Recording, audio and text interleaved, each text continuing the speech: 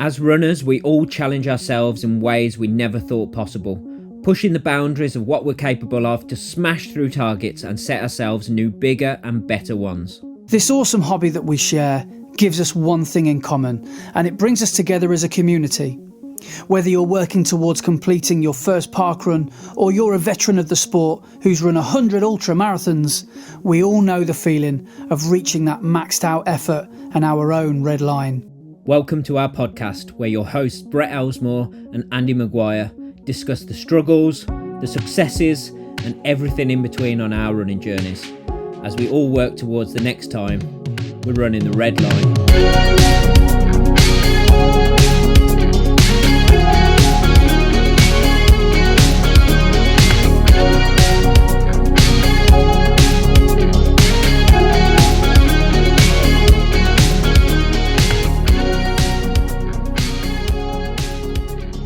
Hello and welcome to Running the Red Line, and tonight we're gonna party like it's episode 99.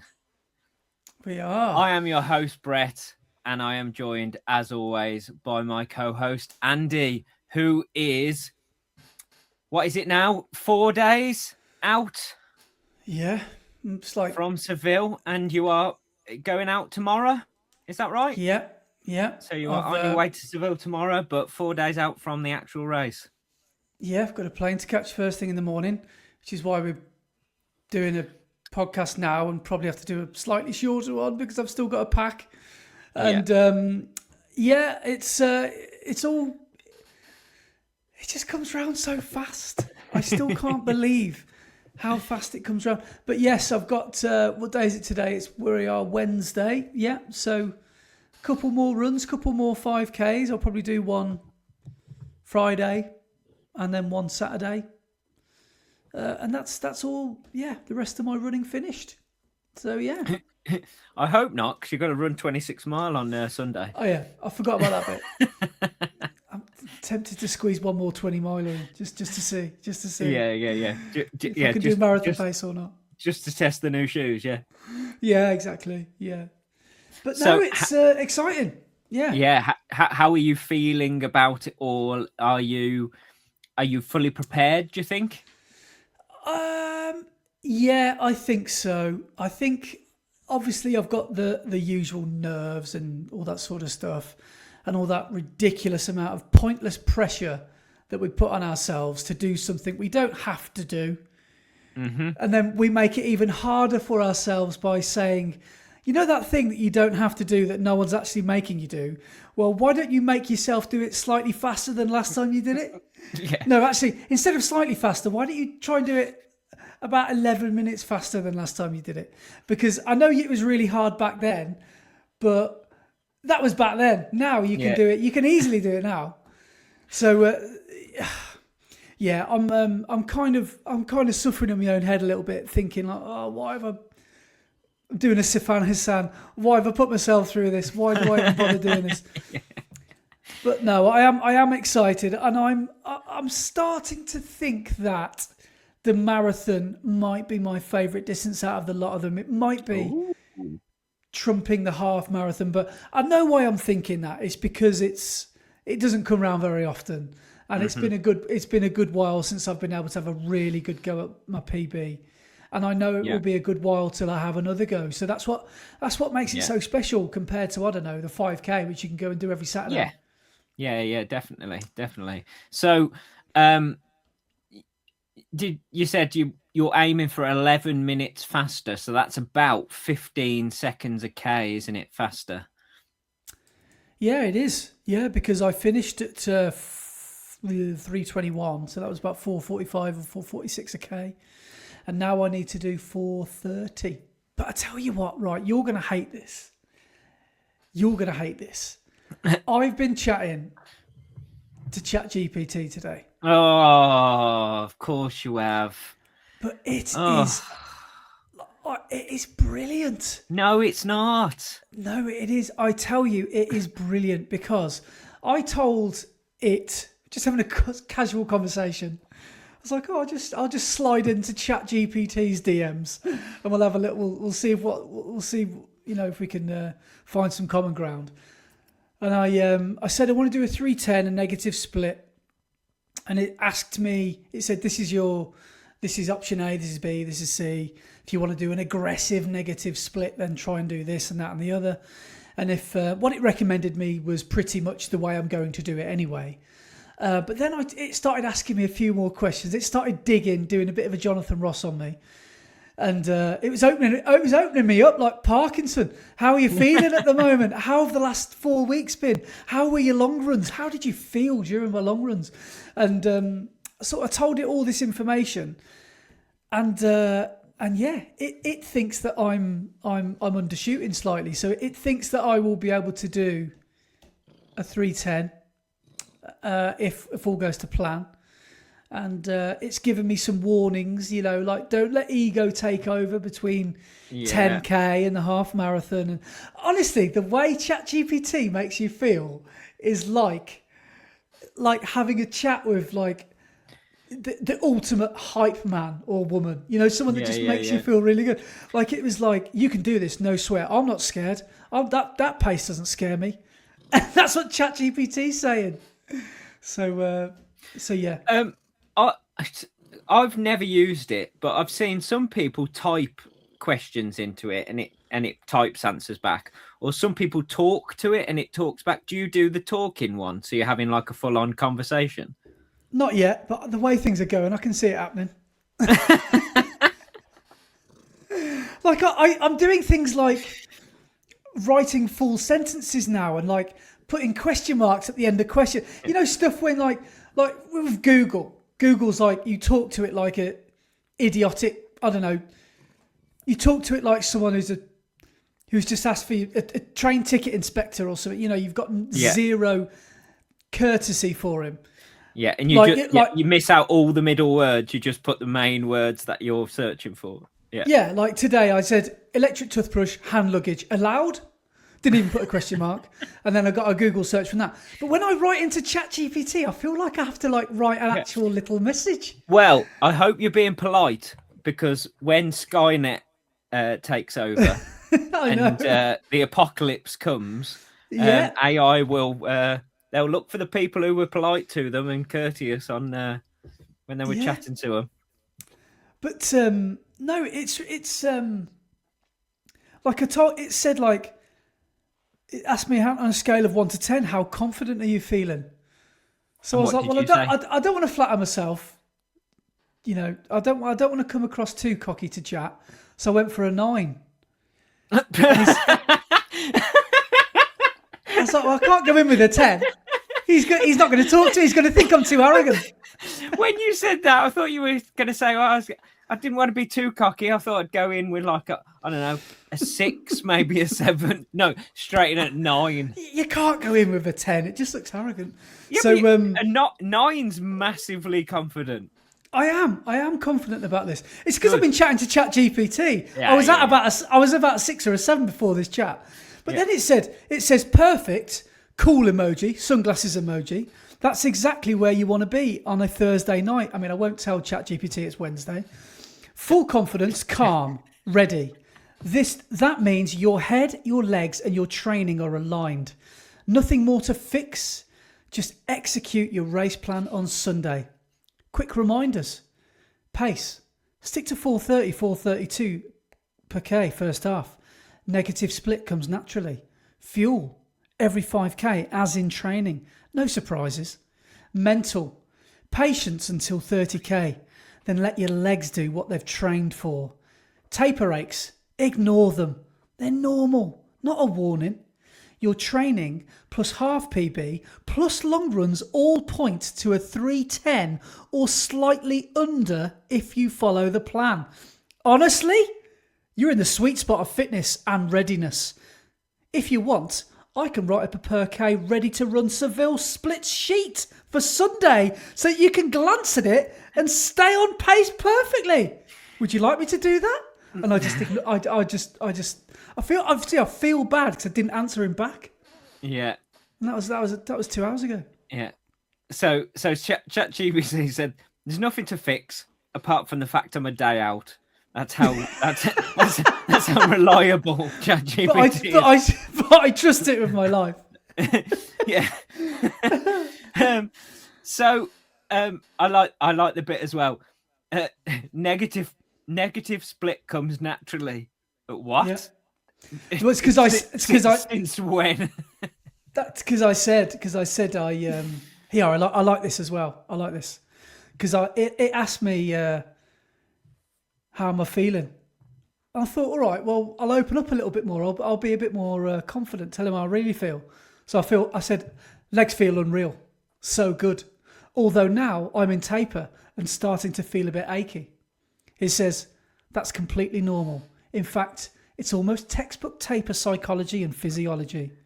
When you say legs felt unreal, what's actually happening is, hang on, it says, your body isn't breaking down, it's recalibrating. So almost every well-trained marathoner reports random niggles, phantom tightness, sudden doubt, Googling minor pains. He's even dropping in Google. As the, yeah. So that's good. That's because that's basically what ChatGPT is. It's a really quick Googler. Yes. You ask it a question and it types 1 million Google questions and gets the answers back in the space of time that you'd get one. Well, don't you think that... I mean, we'll have to chat to Leggett Lee about this because I'm pretty sure he's come up with a plan from ChatGPT.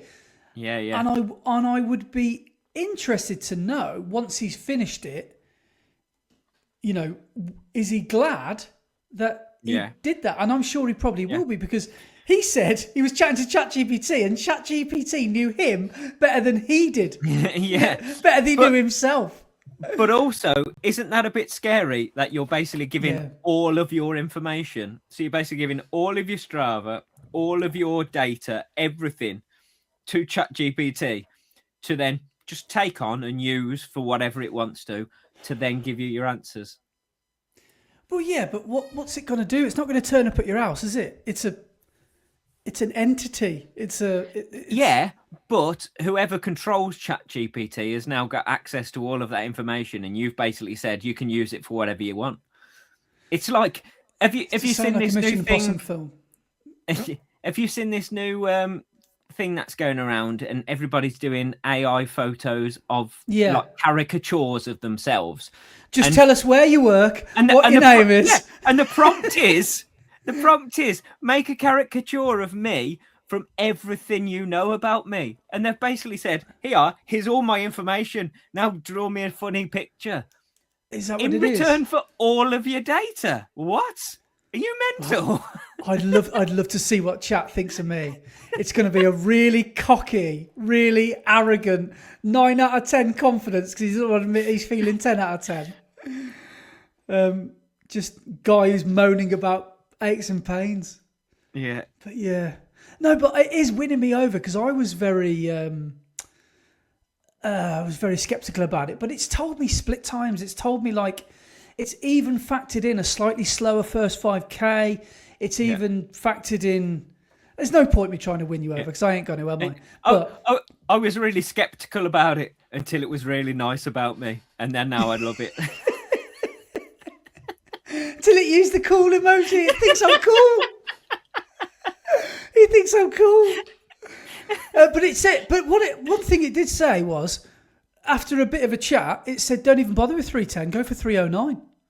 So run your first half in 1:35, and then see if you can do your second half at 1:34."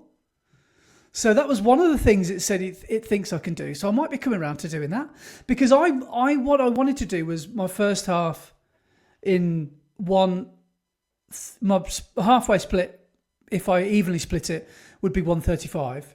Obviously, that's half of 3:10. But I was going to go with 1:35.45 or 1:35.30 for the first half, and see if I could make those 45 seconds plus more back. You do this every time, mate. Right? You are okay. Not even ChatGPT will talk me out of this. I am going to try and negative split this. No, I'm not going off. I'm not going off any other. I'm not saying you shouldn't go and try and negative split it, but your plan for a negative split every time is to run the first half slower than what you actually need, rather than run it at the pace you need and then try and speed up. Because if you run Yeah, it but what slower, if you can't speed up? but if you're running slower and you can't speed up, you're never going to hit your target. Whereas if you go out at pace and you don't speed up, you stay the same pace, you're going to hit your target. Yeah, but what if you blow up because you're right on the edge? You're right on that edge, right on that precipice, and you fall off, crash and burn. Yeah, but if you're on that edge, is 30 seconds really going to make that much difference? Well, of course, no. Well, maybe. Maybe, but at because the same you might time, get to I don't know, your target time is 30 seconds away and you might realise you've still got another 500 metres to do. Yeah. So But I don't want you to go out at a pace that's too slower than your target, and then you realise that you can't speed up and you can't negative split, and then you miss your target because you didn't go out at the right pace in the first half. So go out. Did you not listen to anything ChatGPT said? No, I did. No, I didn't. It thinks I can do it. Yeah, so based on my halftime and my training, I think you can do it. But what about the emoji? Hang on. There you go. That's basically what it did. Andy, cool. I think you can do it, but I think you should go out for the first half at 1:35, dead on, and then try and speed up. Not well, it turns out I agree. 30 and not 1:35:45. Well, I've still got time to decide because I've made my YouTube video now. And I've recorded it and I've uploaded it for Saturday. So everyone's going to listen to that and think, oh, he's going for 1:35:30 now, is he? Okay. I'll be honest. I think I'm going to listen to chat and I'm going to go with, let's go for a 2:09. Then we've got a little bit of wiggle room. So I see what you're saying, that 30 seconds won't make any difference. However, I don't think an easier start to a marathon will harm me. No, I don't think it's if I do go through in 1:35:30 because of GPS or whatever. Yeah, I don't think it's a bad thing. And thinking about it, 30 seconds is a lot. It is a lot over a half marathon. 30 seconds is a lot. So I take it back. Yes, 30 seconds will make a bit of difference. But at the same time, you're confident that you can run 3:10. Yeah, 9 out of 10. Yeah. Yeah, well, 9 out of 10. 10 out of 10. 9 out of 10, you are confident you can run 3:10. So go out for the first half at 1:35 and then see if you can progress. Rather than going out slower and then having to chase the whole of the second half. You're having to chase and you're putting pressure on yourself in that second half that you have to get faster. Whereas that's the whole point of a negative split. I quite like the drama of a negative split. Yes, but negative split faster than your target time. Don't negative split to your target time. Yeah, I that makes sense because don't put the pressure on you that you're going to spend that whole second half with that pressure on top of you, trying to get to just your target rather than trying to smash your target to pieces. Yeah. Well, in reality, what I'm actually going to do is I'm going to talk in Ks now just to annoy half of the audience. But I'm going to do my target overall average target time to beat is 4:30. I'm going to go out at 4:35 for the first 5K. So I've lost 25 seconds straight away. That's fine. Then I'm going to lean into 4:30 to 4:28. I know that's a 2-second swing, so that's a very confident thing to say I'm going to run. But that's what I'm going to try and do. I want all my splits to start with a 4:29 or quicker. Yeah. Then I'm going to lock in there until 5K to go. Yeah, that's a sensible option. Yeah. And then 5K to go is the time to really go for it. Yeah. because I was going to go with 10k to go to pick up the pace, to go to see if I've got anything else closer, maybe even closer to my half marathon pace, which would be absolutely wonderful. But I don't want to run 5 out of that last 10k and then realise I've still got another 5k to go and I've got nothing left. Yeah. So I've got nothing left. I don't want to do an Ian Beale. So that's why I think it might be a little bit more sensible to do that and just see. Because I know with 5k to go, I've only got, my split times need to be 22:30. So I'll literally be saying to myself, I've only got to endure 20 odd more minutes of this, low 20 more minutes of this. And then it's all over and I will blackmail myself to get over the line. Yeah. But by saying that to myself. I would love you to get to 5k to go, bang on target pace. And then if you can speed up for that 5k, you're going to absolutely smash your target. But if you don't speed up and just carry on the same pace, you're going to hit your target. Yeah. Yeah. That's I'd love for you to have that option of at the end, rather than hitting 5k to go and saying to yourself, to hit 3:10, I'm going to have to speed up now. Yeah. Instead, you go, if I feel good, I can speed up. If not, I'll just stick to this pace. I'm still going to get my 3:10. Do you know, part of me, just a small, tiny part of me, is I wish I'd have put in a half marathon during my training block, because I've almost forgotten what a hard half marathon feels like, because it's been such a long time, 4 or 5 months since I've done one. I've done a couple of 10Ks, but I haven't been in that half marathon, environment for a while. Because I know I've done longer runs and stuff and harder, shorter runs, but part of me is thinking, should I have done Warwick half marathon? But no, I think overall I'm glad I didn't, because there also would have been the devil on your shoulder there whispering in your ear, you can go for a PB here. You PB'd here last year, didn't you? You can go for it again. So I think that was probably the right call, but it's almost a bit weird, because I almost always have half marathon tune-up races at least somewhere in my block, but I haven't had that this year. In fact, I haven't raced anything since Telford, I don't think. Well, Hereford I raced over Christmas, but that was more like a training run. Yeah. So really, I've only had Telford really as an A race. Yeah. Which went amazingly well. If in marathon terms, if my race goes anything like Telford did, I'll get a 3:08, I think.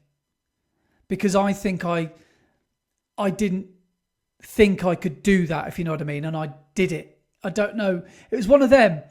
I don't know if you've ever had this, or anybody listening. Well, we probably all have to some degree. You look at your watch and you're like, what? You just don't believe what you're seeing. You almost don't believe that you have done that thing, and you've broken that barrier that you said for years that you'd never say you'd be able to break. Probably, I don't know if you had this when you finally broke 3, I don't know, but like that's kind of how I felt at Telford. And I think it, if I'm as confident as I say I am, I should be able to do well at Seville. I've just got to make sure that I fuel well, and I want that. I want to get over that finish line, and I want that feeling of like jubilation and just ecstasy, because that is why we do it, innit? So that's. Yeah. I keep visualising the finish line as well, and good. Yeah. That's what I want you to have over in Seville. I want you to have the best race ever and cross the finish line. Not only, feeling completely empty, so you've emptied the tank, but with the best feeling, knowing that you've run the race of your life. Yeah. Yeah. I just want to just have a blast out there for 3 hours and a few minutes. But imagine if I come back with a 3:0 something. I'd love that. I'd love that. Well, you're coming back with the 3:09:59 no matter what. Well, I'll just end up on if this is what it takes. I'll just end up on official unofficial Instagram account where I just stop me watch at 41k 3:09:59. Have you seen all of those that keep on popping up? It's constant, isn't it? It's not like it's one every now and then. It is like every possible fitness influencer seems to be doing the same. But like one of them was like quite what's the word when you've got lots of followers? A really popular account. Yeah. I think he was an Ironman guy. And I think he claimed he did sub 3 and he did about sub 3:25 or 3:20 or something like that. He just stopped his watch and then just walked the rest of it. And it's like, mate, you're photographed on the finish line, on the finishing straight, walking it in. Like, you can't say this is what I ran because it's not. But it's... Did you see the one girl as well who ran in a marathon but did it as a training run? So only ran half of it, but she must have cut the course halfway through and ran a half marathon distance and crossed the finish line and got a finisher's medal for the marathon. That's madness. Do you know, I love those cheating stories, right? Because there's one, I think it's got like an American voice. It's called like Total Running Productions or something like that. Yeah. And there's one that like outs some famous cheaters.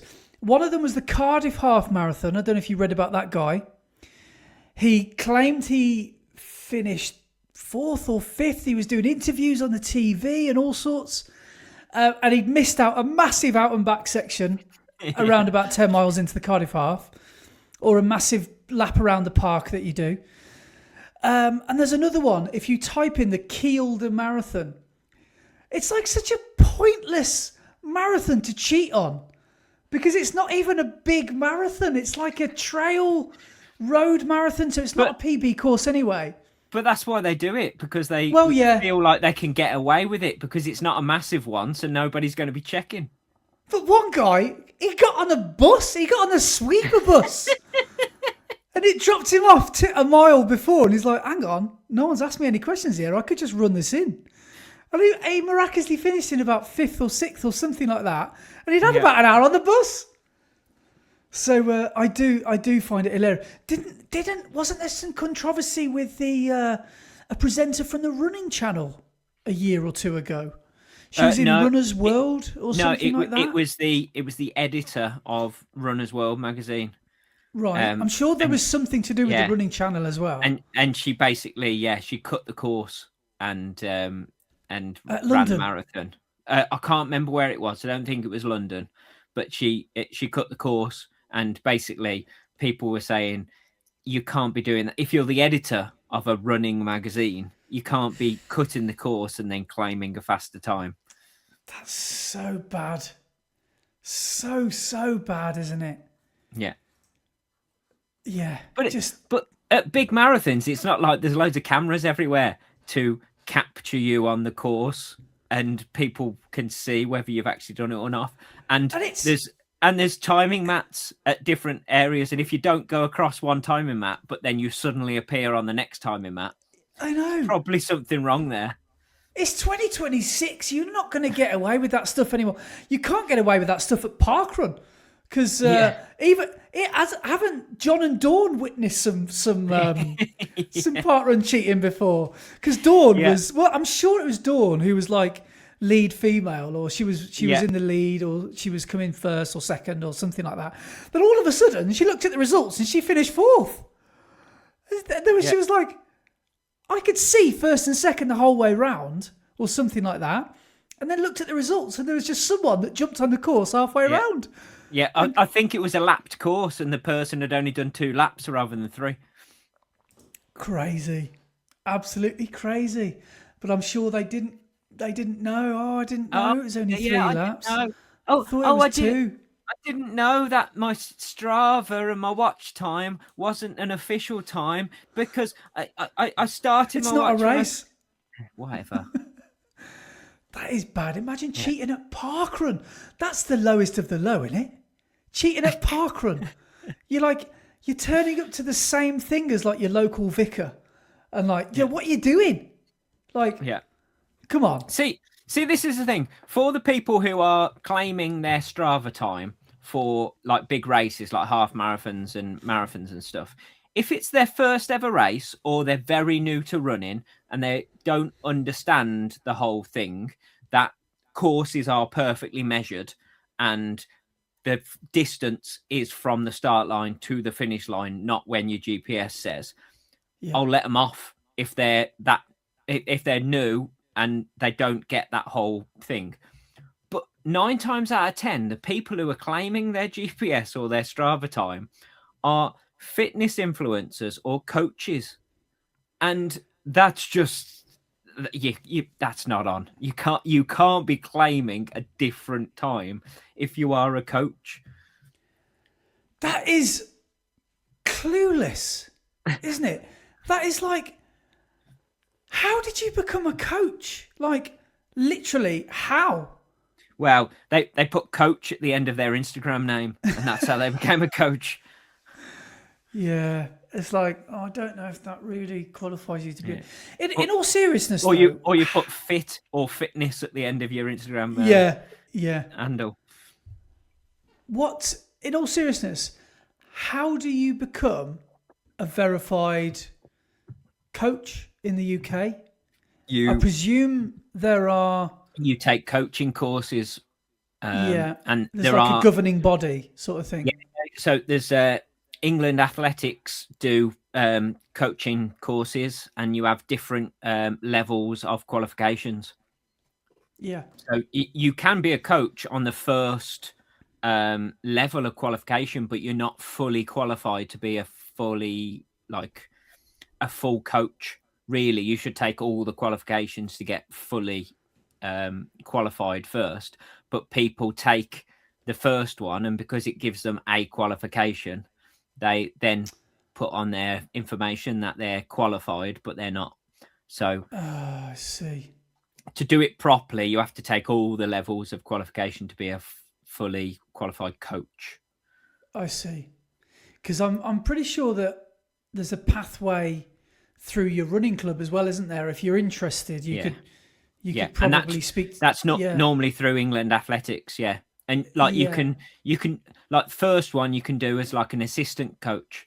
So you're not the coach of sessions, but you can assist the coach in the sessions. Yes.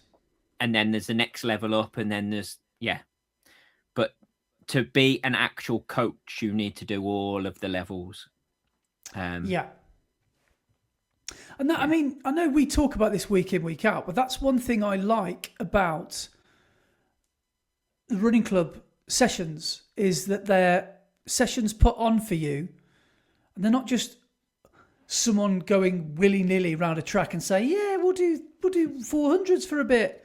There's an actual science behind what we're doing this week and why we're doing this on a Tuesday and this on a Thursday, and it's and they're qualified coaches who have put the sessions together for a specific reason and a specific benefit. And that's because it's an athletics club, not a running club. It's not a run club where you go down the local cafe and meet everybody and go and run a 5K. It's a proper athletics club. Run. Yeah, and I don't want us to come across like snobby or entitled or anything like that. No. But I think we're both almost quite proud of that, of the official nature of the club. Yeah. And it's like it's amazing what jogging clubs and those social groups do for running. They'll change people's lives. Which is amazing. The run clubs that do meet at cafes and stuff is amazing. The fact it gets so many people into running, and that's one of the reasons there's a massive running boom, because run clubs were popping up all over the place and people were starting to actually get into running. But that's the entry into running. And I think we're now a bit deeper into it, and we now want to take it a bit more serious. So, I mean, that's exactly it. This club was exactly what I was looking for. I get a social nature out of, I don't know, Parkrun, for example, but I also get the best of both worlds, because on Tuesdays and Thursdays and stuff, we get like, it's not like disciplined, like it's not army military style, but it's just structured, isn't it? It's a little bit more. Yeah, I don't want to use the P word, but a bit more professional, isn't it? Yeah, it is, and it, like you say, it's structured, but it's not military, because when you go, the coaches say, if you're recovering from an injury, or you've got niggles, or you're training for a specific race or whatever, they modify the sessions for how you're feeling or where you are within your running at the moment. So they're not going to say, right, everybody needs to do exactly this and at exactly these paces. It's modified for everybody that's in the group. Are your fees up at the end of the month? Because is that the same for all running clubs?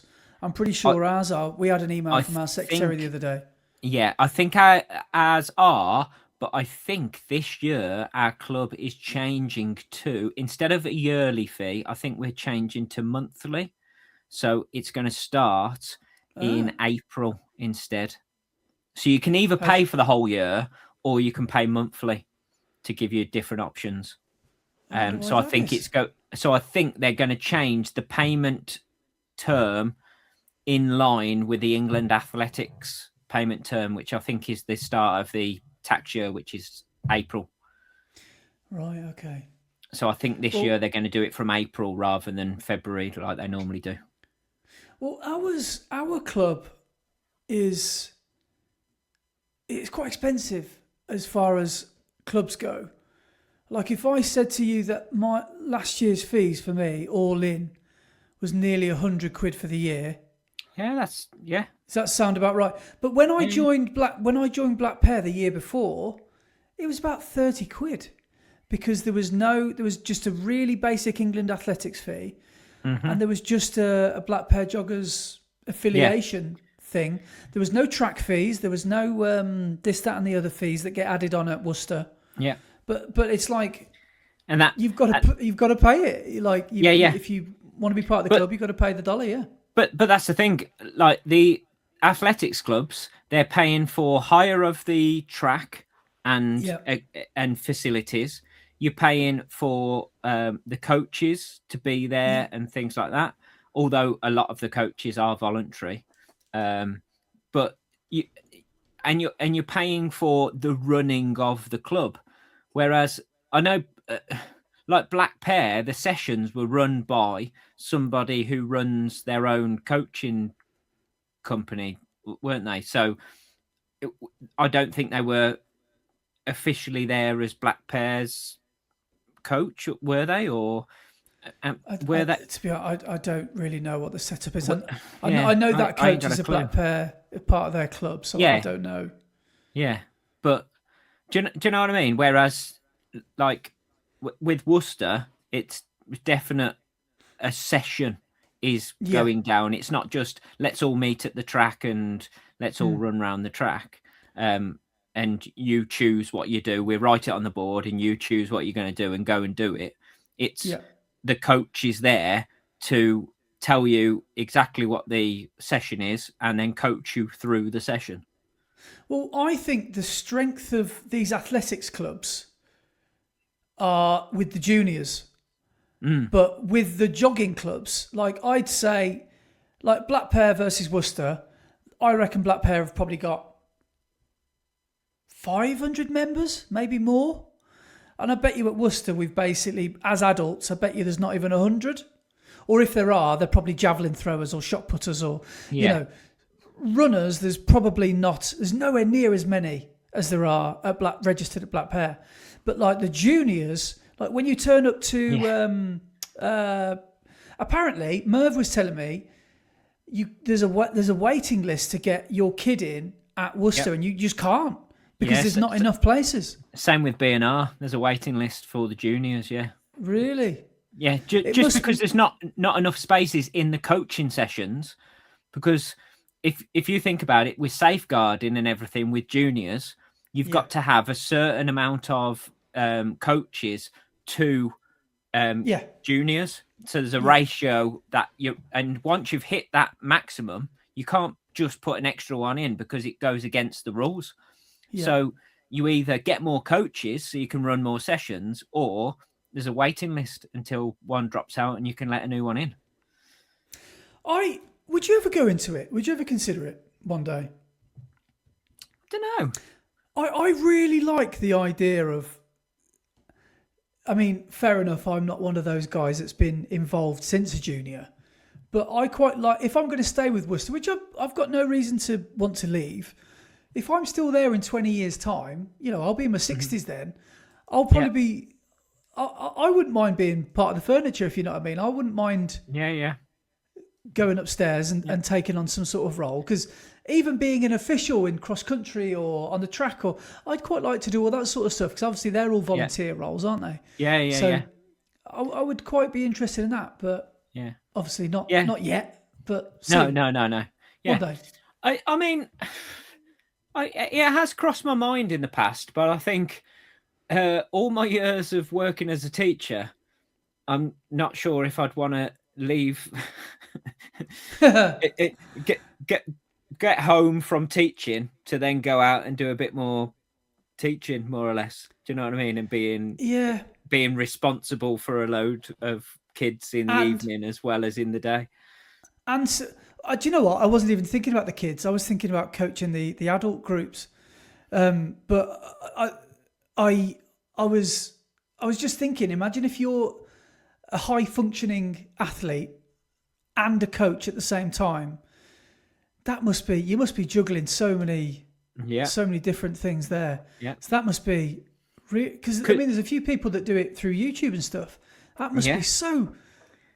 And you'd have to, if you were doing it at a club, you'd have to do your sessions at another time. Yeah. Because you're coaching when everyone else is doing their session, unless you join in the session as well, which Andy, our coach, does join in the sessions some of the time. Yeah. But then other times he's doing his session like a different time of the day because he's coming down and coaching us on the track or whatever. Well, what I found interesting was I was speaking to someone from Worcester the other day about our coach called Andy, and he's just getting back into running because ever since I've been going, he's had like quite a long-term knee injury. And Kat said when she joined the club about 10, 15 years ago, he was one of the guys at the front of the front fast group. And he's now, I wouldn't like to guess, but I'd say he might be approaching or slightly over 50. And he now puts on all our sessions, and he doesn't do them. He just does the drills and the warm-ups with us, and then he tells us what the sessions are, encourages us and stuff like that when we're going round. And that's his journey through the club. It's been pretty cool. Must have been a pretty cool journey, because I bet you he's been a really fast runner in his day. I bet you he's done all the club events that you can probably name, and now he's like our coach. So it's a pretty cool life cycle, I imagine, as a club runner. To step upstairs. Yeah. I like the idea of that. That's good. Yeah, definitely. Yeah, it is something that's crossed my mind, that doing like the coaching course and stuff, but I don't know. Not yet. I've got plenty more running that I want to do first before I step up to that role. But do you think to be a coach, you have to have been coached? Very good question.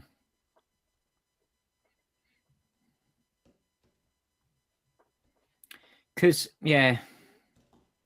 it's a really good question, because it's a bit like anything, isn't it? It's like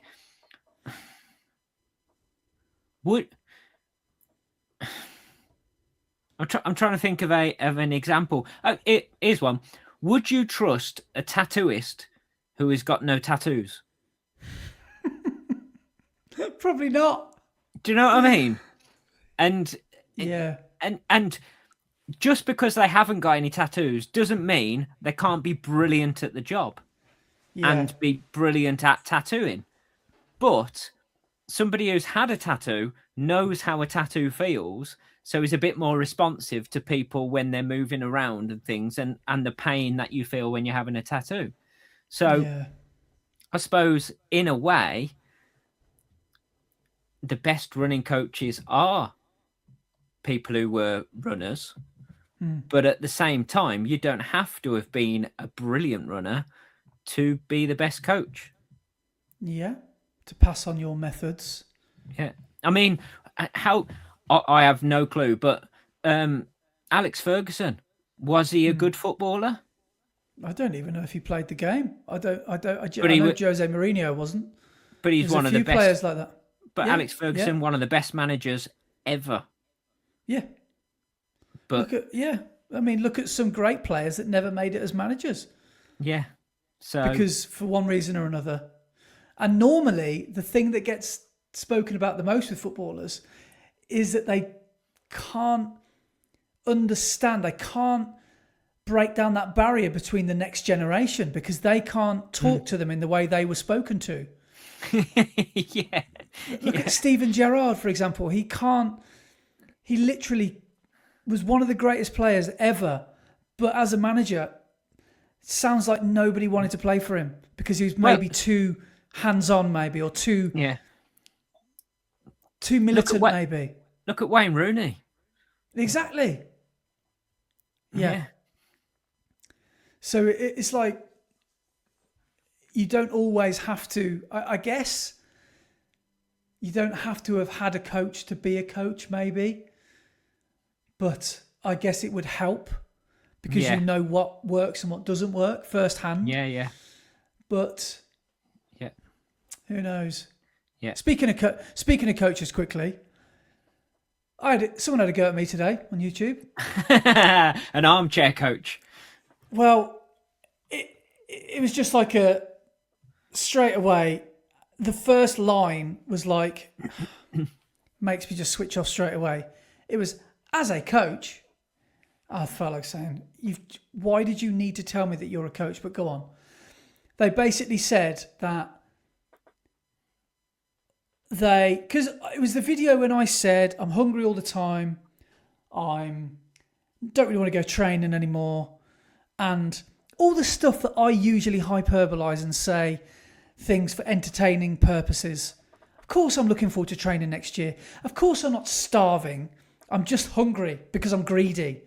And yes, I am hungry all the time. It's not the biggest problem in the world. And all these things. And I just feel like saying, you're taking everything that I've said at face value without actually analysing any facts. I was going to write back to this person who basically said at the end, their little mic drop moment was, I think it's damaging what you're saying and encouraging others to do. And I felt like saying, because of your Emma, whatever your name, Emma Stevens or something like that, I felt like saying, Emma, the patronising way that you've just spoken to me, I would much rather be coached by a runner than you. That's what I felt like saying.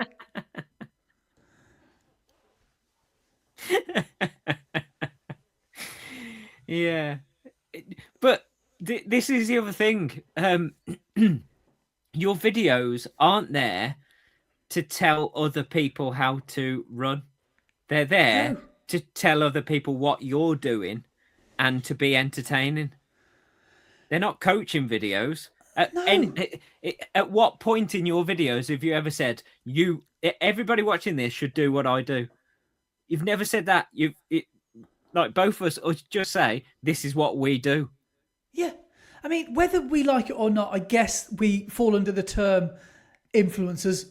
It does make me feel a bit nauseous saying that word. But if we influence people to do things that we do and they end up getting injured, more fool them. Because why? Why would you copy what I'm doing?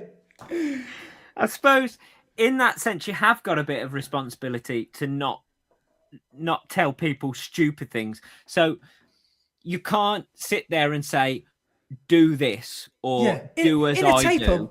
In a taper, what I like to do is get a wine bottle, smash it on the floor, and then walk over the broken glass. Yeah, exactly. So you have got a responsibility that you don't give bad advice.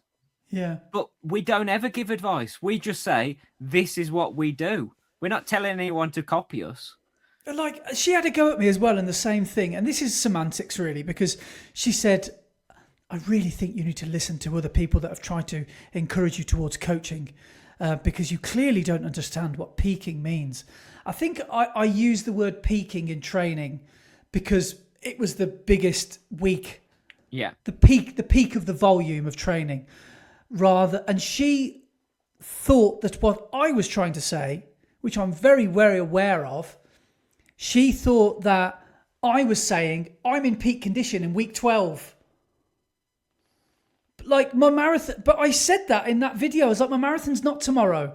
So if I fail today, it's fine. I've got 3-4 weeks to go yet where, hopefully some green shoots will appear. But it's like people get so triggered on YouTube, don't they? Because I get, as a coach, yes, you probably are a bit protective of the sport. But I also feel like saying, if you were a good coach, you'd probably keep your mouth shut on the internet. I'm not saying she's a bad coach, but... Yeah, you wouldn't give unwarranted advice to people who haven't asked for it. Yes. She doesn't analyse the facts. Yeah. If you were a good coach, you wouldn't have to go onto other people's things trying to advertise how good you are at coaching. People would already know you and would come to you for coaching. I know. So yeah, that irked me. By her giving out free advice on your video, is she doing herself out of coaching? Exactly. Yeah. So should I be paying for this? Is it 2 weeks free on Runner? There we go. That's what your response should be. Go back now and comment and go, should I have paid for this advice? Thank you very much for the free coaching. How much do I owe you? Yeah. Brilliant. Talking of that, what your training looked like this last week? Because I know when we spoke on Friday, you said you were going out to Parkrun for a nice, easy Parkrun on the Saturday before your marathon. So how's training gone this last week, mate? Yeah, nice, easy Parkrun on Saturday. The clue was probably there when I said I was going to meet Beardy Rich. Yeah. I never run slow with Beardy Rich. So we went to a new parkrun I've never been to over in Nottingham called Rushcliffe, because we were going to go, this could have saved me actually, because we were going to go to Home Pier Point, which is the Battersea of the North, which is the new fast one round a rowing lake in Nottingham. But that was off because of the bad weather. So we went to this traily one that's somewhere in between Arra Valley and the Worcester Woods. The course profile was very similar to Arra Valley, a couple of rises and falls here and there, but what you were running on was more traily than tarmac. And I took my trail shoes, got on the start line, said to Beardy Rich, what are you going for? And he said, somewhere in between 20 and 22. And I said, oh, that's great, because I'm going to go for 22:30. First K, 3:59. Second K, 3:59. Yeah. What am I doing? But the thing was, the whole run felt really tempo-y, felt really good. And I'm gonna do that annoying thing here, but Strava said I got a sub 20. And I did the official course in just over 2013, I think it was. But I kept running these 3:59s, and I was like, why does this feel so?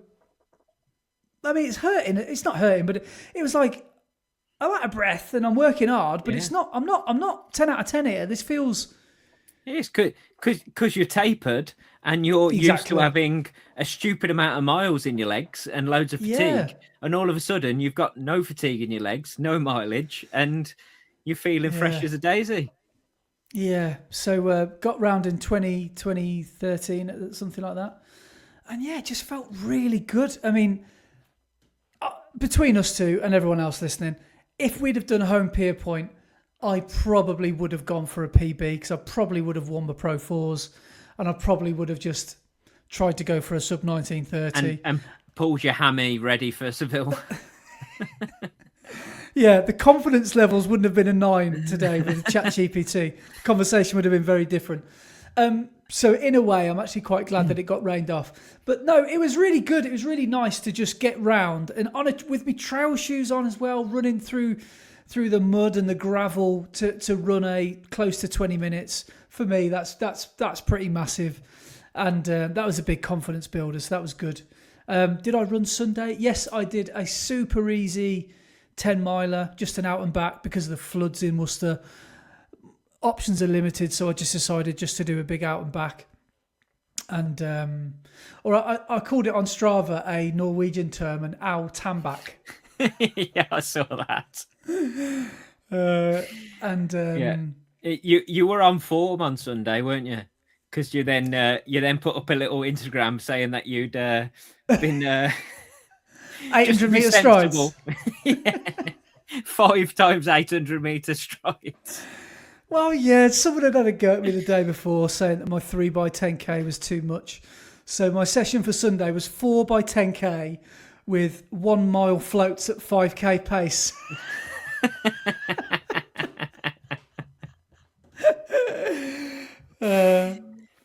So did that really super easy on Sunday. And then I've had Monday off. Tuesday, yesterday, just did an easy run around the block yesterday before work with Daisy. Just did a 5k. Speaking of Daisy, she's gone to kennels. The house is so quiet without her. It was a heartbreaker today. So we took her to the kennels and the girl comes out and usually she just trots off like, oh yeah, where we going? She doesn't even look back. Today, we gave the lead to the girl and she just put the brakes on and she wouldn't walk. And we were like, oh, this is breaking my heart. So that was quite hard work getting her through the kennels doors. But we're picking her back up on Tuesday. Already looking forward to seeing her. Yeah. And yeah, but the house has been quite quiet today without her. Yeah. But slightly less chaotic. So yeah, every cloud. You can actually do some packing. Yeah, exactly. Yeah, without socks going missing and trainers and stuff like that. So, but yeah. Where was I? Yeah, so yeah, we went for a little run yesterday, 5k I think we did, and yeah, just felt really nice and really easy. And since then, again, I know I told ChatGPT this, but I've been feeling weirdly achy. Like when I think about myself pre-running, when I was what age did I start running? 30? I think I was 30. No, 35. I was 35. I used to get this really bad backache. And no matter what I could do, I couldn't shift it. I couldn't shift this pain at the lower lumbar part of my back. And since I've been regularly running, it's gone. That's how I manage the pain. But now I'm not running 50-mile weeks anymore. It's back. And it's like sitting at the laptop here, driving, anything where I'm sitting watching TV, I just feel this ache. So I'm just hoping that goes away before... And I've got another one in my hip. Marinia's got me good, innit? It's got me good. I've got one in my hip. I've got this gristly feeling in my hip. What else have I had? I can't remember any others. But yeah, I've been feeling like my body's falling apart. But there must be some science behind that. I don't know why or what's going on. Or is it my brain? It's everything settling back into place, ready for you to absolutely smash it on Sunday. Yeah. I've got to be careful because I'm going to go for a couple of 5K super easy runs when I'm in Seville. But I think what I'll do is I'll put some strides in at the end, and I will probably do a bit of a warm-up before the marathon as well. When you say a bit of a warm-up, what do you mean? Well, I'll do some drills, and I've got a mile. Yeah. I've got about a mile to get to the start line. Okay. And it's going to be, again, I don't know if I haven't got anything to wear beforehand, and I don't know if I'll be okay in like 7 degrees in a singlet. I probably will be. But bin bag. Yeah, I'll have to go. What you need is a bin bag, 2 holes Spanish in it, Poundland. and there's some witches' fingers, so it's like Halloween. Yeah, it's a good idea. Yeah, like a late 80s, early 90s Halloween. Yeah, that's a good idea. Yeah, put a bin bag on. Yeah, that'll keep you didn't warm. think of that. Yeah, what was I going to say? Really, probably a mile's probably okay. But really, for a marathon, you don't need much of a warm up. Yeah, drills, yes, but warm up, you don't really need much because you're going to warm up into it as you start the race. But I've got to. You've got 26 miles to run. Yeah, I get that. But do you ever think that like the more faster your targets become, the more you think this marathon pace isn't so chilled anymore? You get into it and it's a bit of a quick pace. So I don't want to pull anything straight away, you know. So yeah. No, I completely understand that, and that's what I'm saying. Yeah, drills and stuff, definitely, and then maybe half a mile jog, but I wouldn't do too much. Don't go out doing a warm up as if you're about to run a 5K. No. Well, you know the Woo, when I met Will before Valencia, he waited for me outside that chicken shop. Yeah. We took a little gentle jog to the start line, and that was probably about a mile. But we were just shuffling it. Our heart rates were probably not even at 100. It was probably like that. It was like more of a shuffly kind of jog, which is perfect. Yeah, yeah, that's perfect.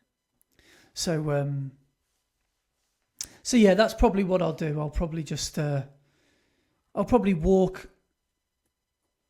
I don't know. I don't know what I'll do, but I won't do anything big before the race, because you don't want to be feeling. You don't need to have done any threshold stuff before a marathon, do you? You don't need to be feeling any sort of fatigue. No. So, well, that's what the shakeout's for the day before, I guess, isn't it? Yeah, exactly. To just try and get yourself moving again, because you feel a bit like the Tin Man from the Wizard of Oz, don't you? Yeah. You want to get on that start line with a full belly, with all your muscles full of glycogen because you've carb loaded properly. So you want to feel a little bit heavy on the start line so that when you set off, you can work all that off before you start feeding your muscles again. Was just about to pack my... you use bulk, don't you? The powder bulk, the electrolyte stuff. Yes. Yeah. When I've run out of little tablet, like the electrolyte tabs, I use the powder, Well, what Laura and I use is we've just got this unflavoured pack of... I think it's 500 grams, is it? Does that sound about right? Yeah. Wouldn't be a kilo, would it? Well, it's about... it's a big bag of powder, of white powder. And I was about to say... And you're taking that on the plane. I just said to Laura, we'll be all right taking this, won't we, to Seville. And she was like, bag of white powder, I don't know how well in a that will travel. Bag as well, you decanted it. Yeah, because it was the electrolytes officer.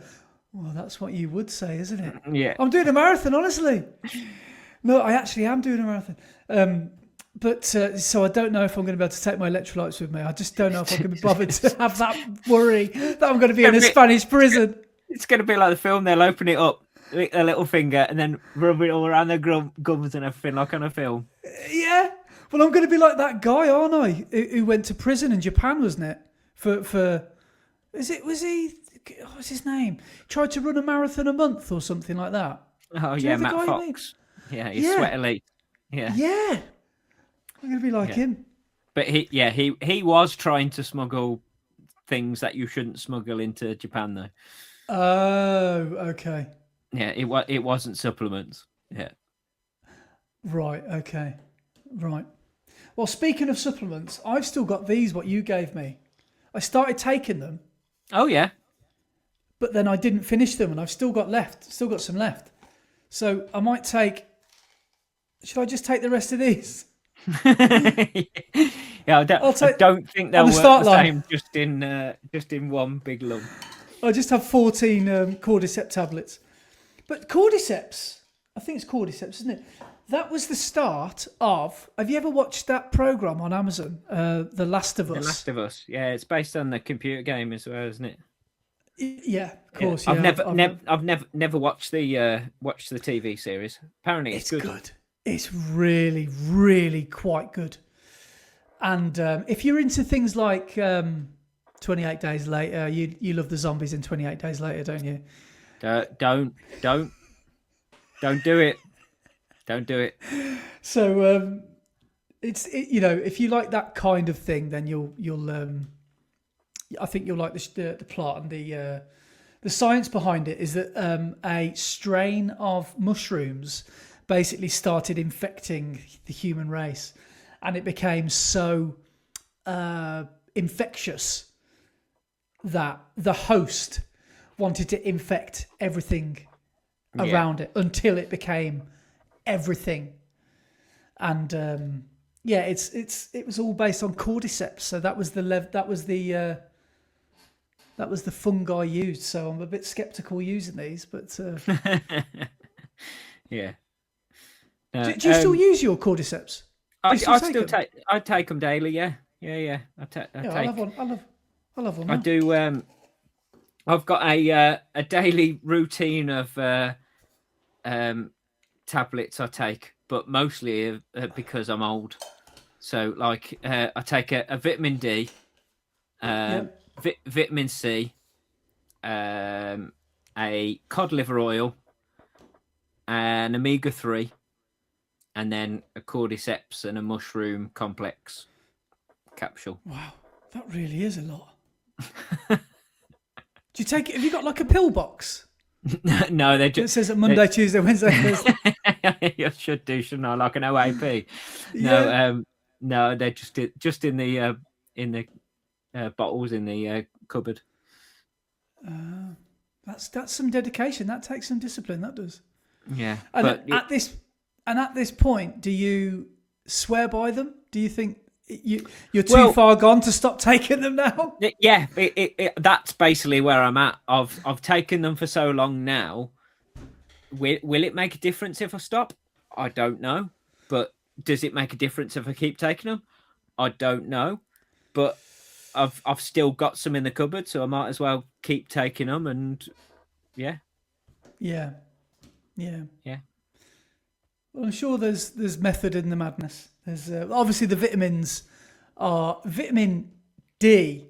Yeah. For at least 3 months of living in this country is a good replacement to have. I just wonder if the Seville sunshine will do something to me. Like, I wonder if literally I'll become like a super soldier, just sprinting off the line. Yeah. I don't know. I'm just really genuinely excited to feel the actual sun and feel the heat and feel warm. Do you remember what that feels like? I know. You're going to be like, what's his name? Captain America. Do you know when he's really small and weedy and then he has the... Yeah. But apparently in the UK so far, throughout 2026, it has rained somewhere in the UK every single day. There's not been one dry day across the UK for the whole of 2026. That is so depressing. Like people because we have some listeners, like we've got John from Madeira, we've got the likes of Amelia from Australia. They might not be quite understanding quite how miserable our weather is and has been. Well, it's summer over in Australia at the moment, isn't it? Yeah, it's always summer in Australia, isn't it? And in Madeira, it's just beautiful all the time. We've got people in America, Miles the dog in America. Like, I think one of our biggest problems in the UK is that our weather is not extreme, is it? It's not extreme. It's just somewhere in the middle all the time. It's either damp, wet and miserable or slightly warm. Yeah, muggy. Yeah, it's just, it's just, I know we knock it, but it just feels like home, doesn't it? It's I wouldn't change it. It's what makes us British, good old Great Britain with our weather. But I wonder what your weather's going to be like for London. I wonder if are we going to have a hot again, or is it going to be is it going to be rainy like it was a couple of years ago? Do you think that the London Marathon start line could ever or should not start line the date should be moved? Because year after year it's getting warmer. It's almost guaranteed to be for you guys finishing. It's going to be 22, 25 degrees. But 2 years ago, it was raining for the whole race. Did you race that? You didn't race that? No, that was the year I went down and spectated. Yes. I remember you seeing Emile Carress, didn't you? And it was nice in Manchester the week before. Yeah. And then the week after in London, it was absolutely chucking it down. Yeah, it is a bit of a lottery, isn't it? Because it could be very, very pleasant. But let's be honest, from an organiser's point of view, 18 degrees is perfect for everybody, really. That's probably what they're thinking. No one's going to die of hypothermia. But I don't know at what point the body or the average body from the UK starts to say, no, bit warm here. Is it sort of 14 degrees, would you say? About 14 or 15? I reckon perfect racing temperature is about 10 degrees. Yes. Yeah, I think you're bang on there. Feels a little bit cool to start, but as soon as you get moving, because sometimes I think if it's too cold as well, it's counterintuitive. Sometimes your body just... You and if you haven't warmed up... warm enough, Yeah. And with that cold air hitting your joints and your face, it's just not pleasant, is it? So 10 degrees is probably bang on, isn't it? But what races are average temps of 10 degrees? New York? Chicago, maybe? Yeah, probably. Yeah. Chicago's probably the closest. That reminds me, if you finish the Seville Marathon wearing a pair of Asics shoes, you have the chance to run Sydney. They put you into a draw. Wow. To win a bib for Sydney, which I thought was quite cool. So is Seville an Asics marathon then? Asics sponsored marathon? I'm going to end up wearing some Meta Speed Skies, aren't I? Yeah. Because I'm going to go to the expo and I'm going to buy some. Yeah. Because Sydney's Asics as well, isn't it? Yeah. So yeah. Rob from Dublin's going to pop up out of somewhere. yeah. Here are the new colours out. Yeah. So I'm a bit nervous about that because that. All joking aside, that's the one reason I didn't buy them. And now that colourway is out, there's something ferociously dangerous. Sorry to sound like Leggett Lee, about wearing a white shoe on race day. I think. Yeah. You're just fearless. You're like, I don't even care if I get this dirty. I'm not even going to get it dirty because my feet aren't going to even touch the tarmac. Yeah. Like, that's how dangerous I'm feeling. So I think wearing white shoes for race day would make you just feel so clean and so untouchable. So if I see some, it's going to be difficult to say no. Because I think they might be my next purchase, my next super shoe. Because I've got a couple of half marathons lined up for the spring, which I'm tempted to have a go at. And I could always do with one new pair of shoes. Speaking of that, shall I just quickly say what I said to you off air about my pairs of shoes? Oh yeah, go on, yeah. So I counted up all the runs I've done in the last 16 weeks just to see how many miles I've done in what shoe. And I found out, to no surprises, my Vomeros came out top. I've got my numbers here. I did 460k, so what's that? Nearly 300 miles in just the Vomero pluses. The Evo SL whites pair, I did 301k, so I don't know, 180 mile as a guess, something like that, maybe just over. And then a few, like my Adios 9 surprised me. I did 100k in them, 60 mile of Tuesday and Thursday nights. But I used 17 different pairs of shoes. That's ridiculous. Absolutely. Yeah, I'm going to quickly go through them. Saucony Endorphin Speed 3, my spikes, my Evo SL Silver Shadows, that's what I'm calling them because they're just silver, which I haven't worn yet, which I will wear in Seville. Vaporfly 2s, Takumi Sen 8, Takumi Sen 10, Nike Alphafly 3, Nike Alphafly 1 Volt, Nike Alphafly 1 Orange, Adios Pro 3, Adios Pro 4, my Rebonkers, Terex Speed Ultras, my Adios 9s, Evo SL Blacks, Evo SL Whites, and the Vomeros. It's so easy to plough through different pairs of shoes in a trainer block, I swear. That's brilliant. That's mad. Yeah. I think in the last, since I started running again, I think I've worn 5 pairs of shoes since I've been running again, and one of them was my Pro 4s for Telford. Yeah. One was my Adios Pro 2s that fell apart on my session the other week. Yeah. One is my other pair of Adios Pro 2s that I wore for one Parkrun, where you came down to our valley. And then the other 2 is what I've done all of my miles in, and that's my Supernova Primas, which are my easy day shoes, and my orange Evo SLs, fruit salads. which I've done pretty much like all of my pace work in.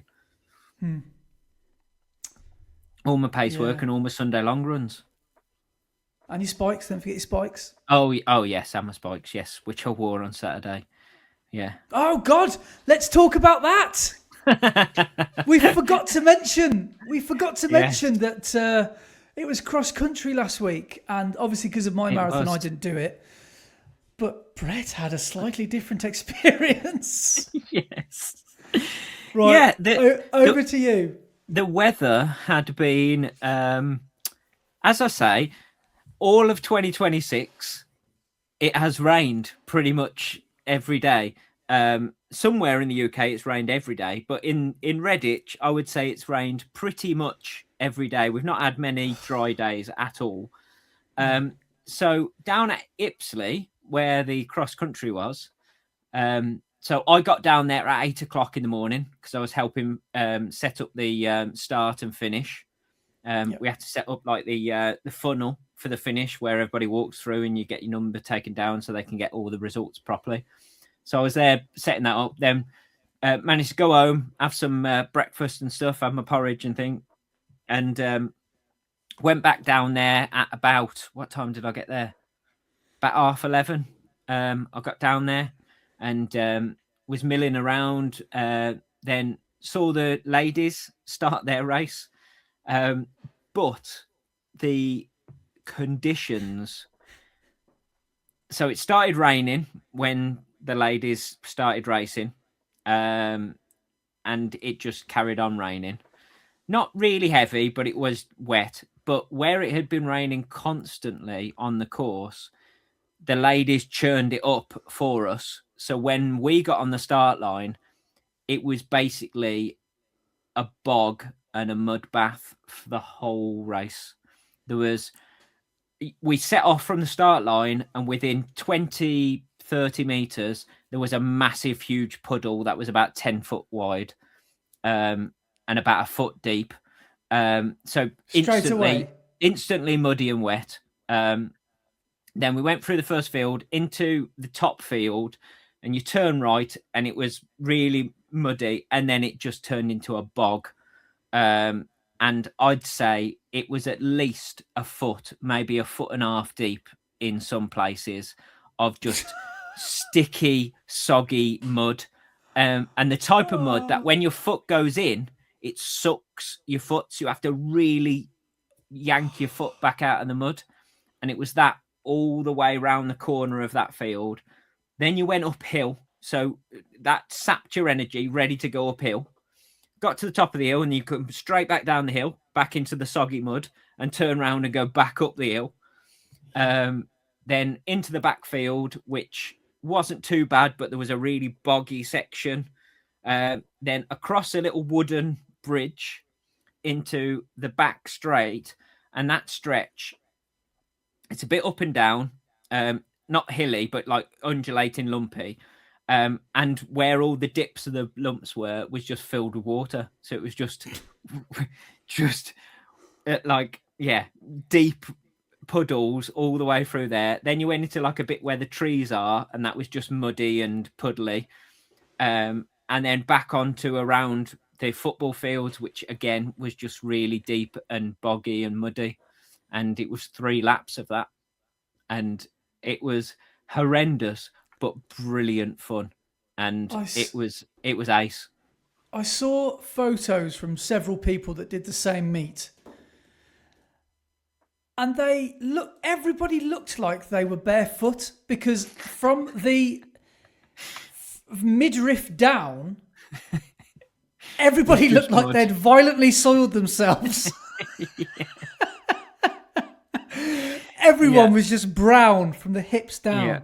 And it was like, I couldn't see in so many people's photos and videos where their leg finished and their foot and their shoe started. Like, I couldn't see if anyone was barefoot or not. Didn't you say there were people? Some people lost their shoes and just carried on. And it's I showed, because you sent me that video of someone of you doing one of the corners or one of the puddles. I showed Laura and I was like, look what Brett's had to do this afternoon. And she said, why? Why would anybody do that? I said, because he's mental. I did exactly the same with I went round to my mum and dad's on Saturday evening, and my sister and brother-in-law turned up, and I turned to my brother-in-law. I went, Rand, guess what I was doing today? And he went, what? And I showed him the video, and he did exactly the same. He went, why? What? Why? Why are you doing that? You could have just stayed at home, watch Football Focus. And I was like, because it was great fun. At the time, there were moments during the race where you question your life choices and you're like, why am I doing this? This is horrendous. And then you get past it and you go, this is brilliant. Love this. Well, I imagine, because I remember you saying that you were considering taking it steady or easy. I was like, well, he's obviously not going to do that, but he might do, but he won't, but he might do. But I imagine once you've started and you're running in those conditions, it's about getting it finished as soon as possible rather than taking it easy or hard. You just want it to be over. So you might as well try a bit harder. Yeah. And there's no point worrying about pace or anything like that. It's just pure racing to the finish and racing the people around you and seeing how many people you can overtake. What parts of your body were aching the most then afterwards in the Sunday? Just calves took a bit of a beating, quads took a bit of a beating, but just everything really. Just your usual cross country. Your whole body gets a bit beat up, doesn't it? Because it's just a hard race. Well, I looked at some of the footage of where Worcester did theirs, and it looked like a lawn bowls green compared to yours. It looked like a putting green. Yeah. Compared to what you had to go through. Yours looked like proper Division 1 Premier League conditions. That, I think, from those photos and videos I saw, that's a good advert to have the world cross countries. the world's at Arrow Valley. Yeah. Forget Parliament Hill. Yeah. No, it was brilliant. I loved every minute of it. As I say, there were moments on the third lap going through that top field where it was boggy and you had to like yank your foot up out of the mud every single time. I was screaming internally, not vocally, but I was screaming in my head, just swearing and just shouting at the top of my voice. But internally, proper lost my head. But it was brilliant. I loved it. And you came up with the goods as well, didn't you? You've managed to avoid relegation. So we'll see you in the Premier League next year. Yeah. So I was going to say, how did Worcester get on? Did they make it out and back up into Division 1? Excellent. I think us, Loughborough and CLC Striders have gone up, I think. Nice. I think. Yes. We survived by the skin of our teeth. I think we ended up 13th and 14th, 15th and 16th went down. So, right. Yeah, we did well to stay up. But, we had a good result. I think I came in 7th from B&R. So I didn't score for the A team, first scorer for the B team, but B team don't really matter. It don't add to anything. But I think our Masters team came 3rd overall, which is pretty good. But yeah, we've stayed up, so we'll be racing next year. I am very, very nervous, to be honest, to be in that league and running. I found it hard in our league, let alone the next one up. Mm-hmm. Yeah. So it's going to be. It's mental because I was chatting to a couple of the guys from B&R, who were similar positions to me. You go across the start line for the second lap and look up, and the boys at the front are already halfway round the second field at the top of the hill, and you're like, how have they managed to do what I've just done, but like twice as fast? How are they there? It's crazy. I'm running 10 out of 10 right now. Yeah. And you're not exactly taking it easy, are you? Yeah, exactly. It's mental. It is a frightening Yeah. Way to run, but it is fun from the two that I've done this year. It was brilliant. It really was, and I finished off and then did a warm down, did another lap of the course, and did a bit of filming and stuff, and then walked to the car, took my spikes off and chucked them in the footwell, drove home in my socks, opened up the door from at home and walked straight into the shower, fully clothed, and just rinsed all my kit off before I had a shower. Had to be done. Yeah. Yeah, I don't blame you. Because that's probably the best place for everything that you were wearing. Is just, you don't want to put those clothes. Did you say fully clothed you got in the shower? Oh, yeah. Just what I was wearing for the race, just straight into the shower. Because it was all covered in mud and wet already. So I might as well rinse off the mud before it goes into either the laundry basket or into the washing machine. Yeah, fair play. So how did the Sunday long run go? So just going back, like as I was talking to you after the pod on Friday, if on Saturday my leg had have felt like it did on Friday, I wouldn't have been running. But I woke up on Saturday and went down to set up the start line, and it felt okay. So that's why I raced. It felt way better than it did on Friday. So I don't know what was going on Friday, but So raced on Saturday, then woke up. Had a lie-in on Sunday, and got out the door Sunday afternoon, and I had in my head I'll just go out and do a nice easy run, and I'll try and hit 2 hours easy, and then set off. And I was running easy, heart rate was staying low, and I just got quicker and quicker. Still wasn't running hard. I wasn't putting loads of effort in. I was still running easy, but the pace was speeding up. And I got to 2 hours and I was still not quite where I wanted to be by the end. So I carried on for 2.25 hours and I ran just under 18 mile. So crikey. Yeah, so I was quite pleased with that. Brilliant. So yeah, got 18 mile done Sunday, and then Monday I ran up to my shop and did a bit of work, and then ran home afterwards. So I ran 5 mile up there and ran 6.25 back, and then yesterday had training at with the club, and again I thought I'll take it a bit easier tonight.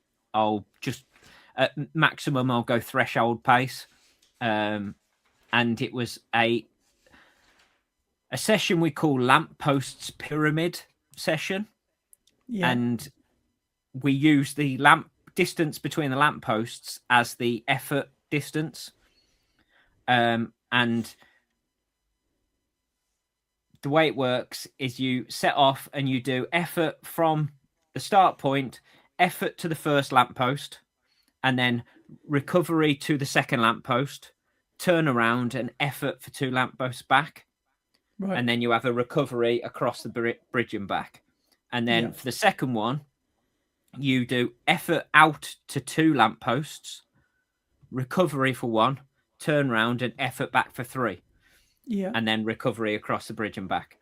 And you keep on doing that until you get to effort for 7 out, recovery 1, and then turn around and effort for 8 back. And then that's the top of the pyramid. And then when you've done the recovery back, you go effort out for 8, turn back round, recovery back for 1, and effort back for 7.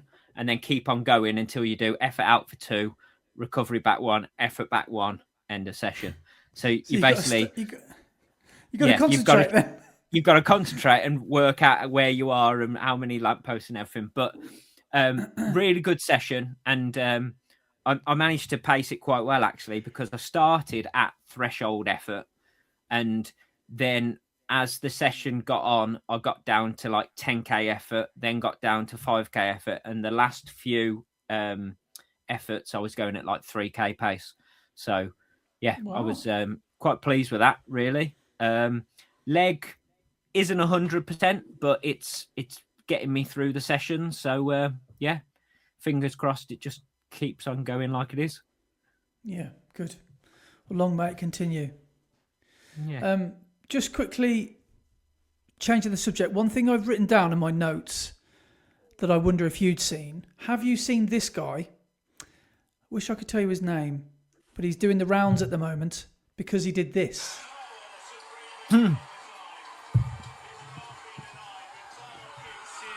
Yep. Now, this guy, if you're listening to us, is an uphill cross-country skier. Yes, now, and he's doing sub 6 minute pace uphill on skis. Uphill in the snow. That is madness, isn't it? Have you managed to watch any of the Winter Olympics so far? Have you managed to grab a game of it? Have you watched a few ends of curling or anything like that? Yeah. No, I haven't managed to watch any of the Olympics. Number one, because I haven't got normal TV at my house. I don't have like terrestrial TV, so I won't have watched any on that. But the only things I have seen are what pops up on Instagram. Yes. And I have seen a couple of things where there was, I don't know if you've seen him, there was an ice skater who has been doing his routine all year at all the competitions, dressed in his, what do they call it? The ice skaters' clothing. It's not a leotard because it's like long legs and long sleeves, isn't it? But like a one piece thing, yeah. But it looks like a pair of dungarees and a yellow long sleeve top, and all like the music, and all the music he's been skating to is from the Minions films. Okay. So his routine has been basically based on the Minions things, and he declared his music and his routine for the Olympics. And is it Universal who do? Universal. Basically went, nah, you can't use our music. Sorry, mate. What? And he'd been using it all year for all of his competitions. So they basically turned around and said, you can't use it for the Olympics. So that was like his routine out the window. So he went on to social media and said to all of his fans, look, I was going to do my Minions routine, but Universal have said I can't use their music. It's going to ruin my Olympic dreams, blah, blah, blah, blah, blah. Can you, look, everybody get onto Universal and try and get them to give in? So everybody was doing it. And then Pharrell, who wrote all the music for Minions, saw that it was happening. So he then spoke to Universal and said, go on, let him use the music. And Universal have gone, all right, then go on, you can use it. So he did his routine yesterday to the Minions music. Is it this guy?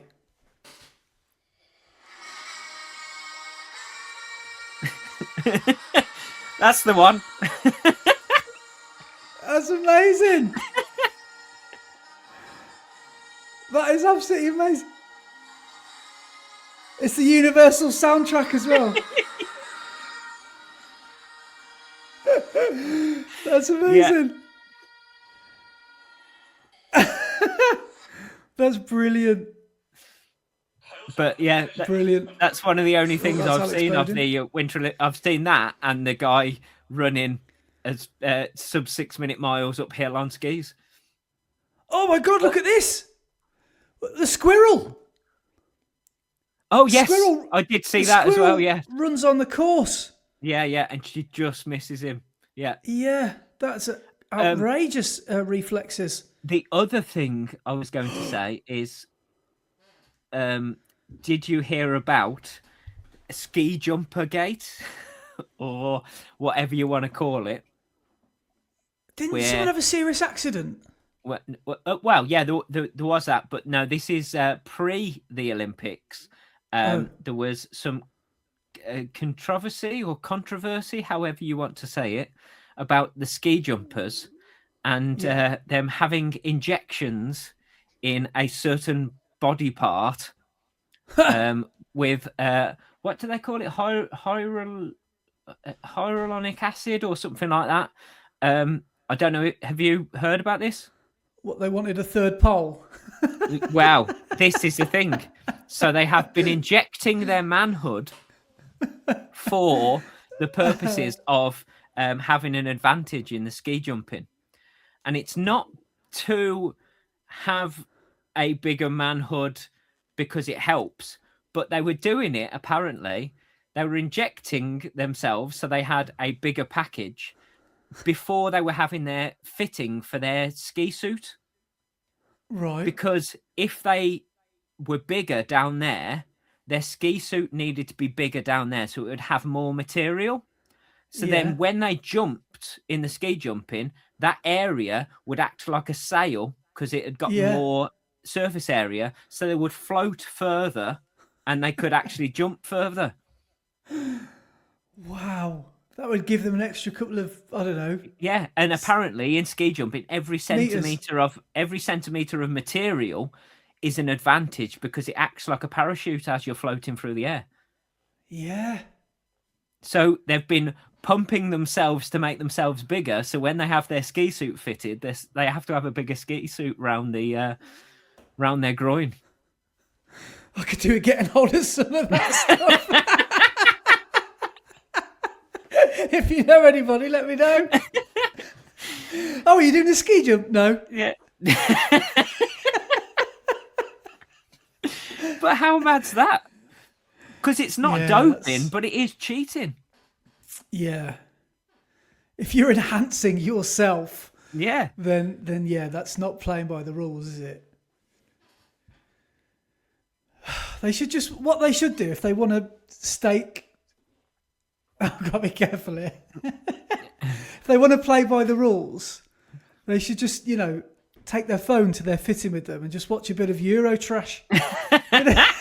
well, this late night Channel 4.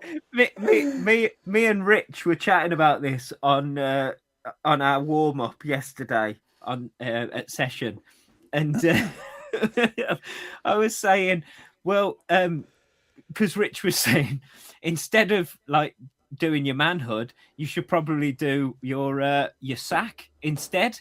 And I was like, well, that's where men over 40 would have an advantage. You could cut a hole in your suit and just like pin that out.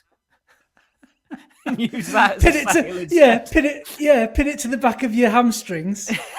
Exactly. Yeah. You look like you'd have a big webbed bollock. It would be like a flying squirrel in between your legs, isn't it? Yeah, you'd look like one of those flying suits, when people jump off the side of mountains. Yeah. Yeah. a bird suit, a wingsuit. Oh, you sponsored by Red Bull? No, mate, I've just cut a hole in my trousers.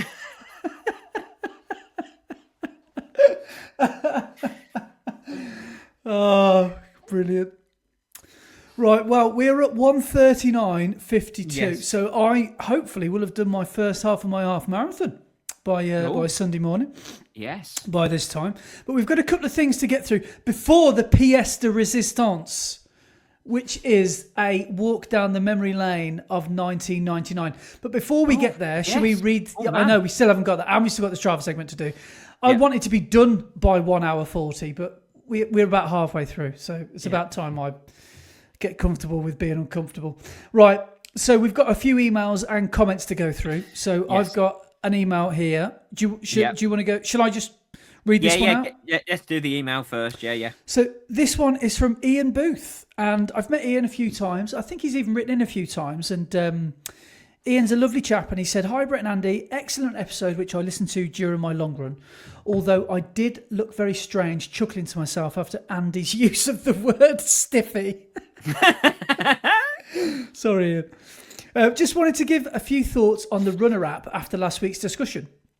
I've been using it for nearly a year now, and there's a lot of positives to it. I've managed to get 2 half marathon PBs at Birmingham and then Worcester, 2 10k PBs, Wolves and Great Manchester, and a stack of 5k PBs at Parkruns, all of which were thanks to Runner plans. I'm currently using it for my Manchester Marathon block. However, this will be the last time I use it.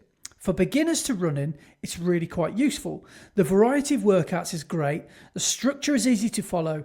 I'd never done any intervals, fartleks, hill sessions, etc., and I've really enjoyed incorporating them into my training. The way it syncs to your watch is very useful. But now I'm a more experienced runner, I have to agree that listening to my body means that I now tend to skip more runner workouts and I make up my own. He says, I still add it to the app and skip the workout that Runner has set. Frustratingly, I'm battling with shin splints, which means I have to be careful with any speed and hill sessions. So the vast majority of my runs are easy paced. If I would have blindly followed the Runner workouts, I would have made the injury worse. But I wisely sought advice from a physio on how to proceed with my training block. It's working, I'm getting the miles in, and the injury is easing every week. But Runner doesn't help itself sometimes. They've just released a new feature which gives you points for each workout, which unlocks new tiers: bronze, silver, gold and platinum. These mean absolutely nothing. You don't gain anything for reaching these tiers, but it's just one of those gimmicky social things that some people might like to chase. A bit like getting points you get for Garmin challenges. You get 100 points if you complete a Runner set workout. However, if you decide to skip the planned session, you only get 10 points. Oh. This will surely mean that less experienced runners who do want the incentive of collecting these points will attempt the Runner-based workouts even if they should rest or instead of doing a lighter session. It seems a bit irresponsible and is another reason why I think inexperienced runners using the app need to be very careful. I think that now I've got a little bit better at running, I'm going to look elsewhere for the next training block I do. There are so many other cheaper methods of scheduling training that I want to explore that won't be quite as reckless as Runner can be, and that will also be human-led rather than AI. I don't want to put anybody off using it who is thinking of signing up, because I can say from experience that it does work better than I ever thought it would. But to echo your points from last week, listen to your body more than you listen to the app. All the best, chaps. I'm going to miss the musical reminiscing after 99. Good luck in Seville, Andy, and I hope that your training for London goes well, Brett. Cheers, Ian. Nice one, Ian. Yeah. Cracking email. Yeah, it's a great email. I think that covers everything, really, doesn't it, about runner, that it is really good for those beginners and to help them with structure of sessions and things like that. But you need to be careful and you need to listen to your body and not just blindly follow what the app says. And I'm not sure I like that whole idea of giving you points for completing workouts and things. Yeah. Because it is encouraging people to do stuff no matter what. I'm not feeling very good today, but runner's going to give me 100 points if I do this really hard session.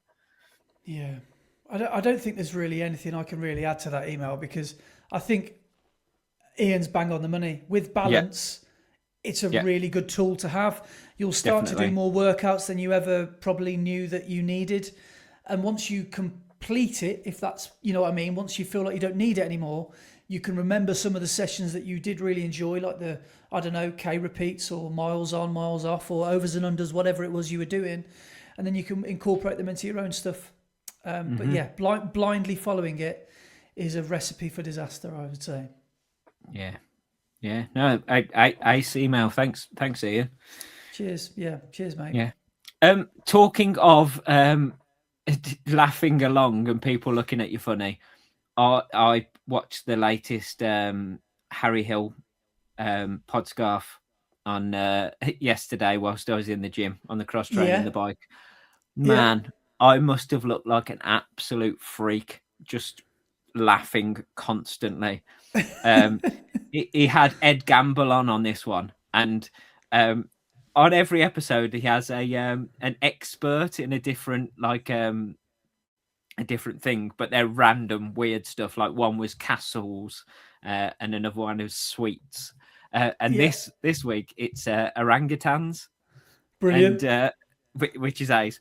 And the woman, like the expert, is sat next to Ed Gamble on the sofa, and Harry Hill asks about I can't remember exactly what he asked, but she describes the orangutan's face as having a flange, and and Ed Gamble spends the next couple of minutes just trying his hardest not to laugh, and just all of his facial expressions are trying to hold in laughter at the word flange is brilliant. Brilliant. Oh, funny stuff. But love it. Right. So, comments. Let's get through them. So, first one is from couple of episodes ago, so episode 97, and it is from JUK 2023.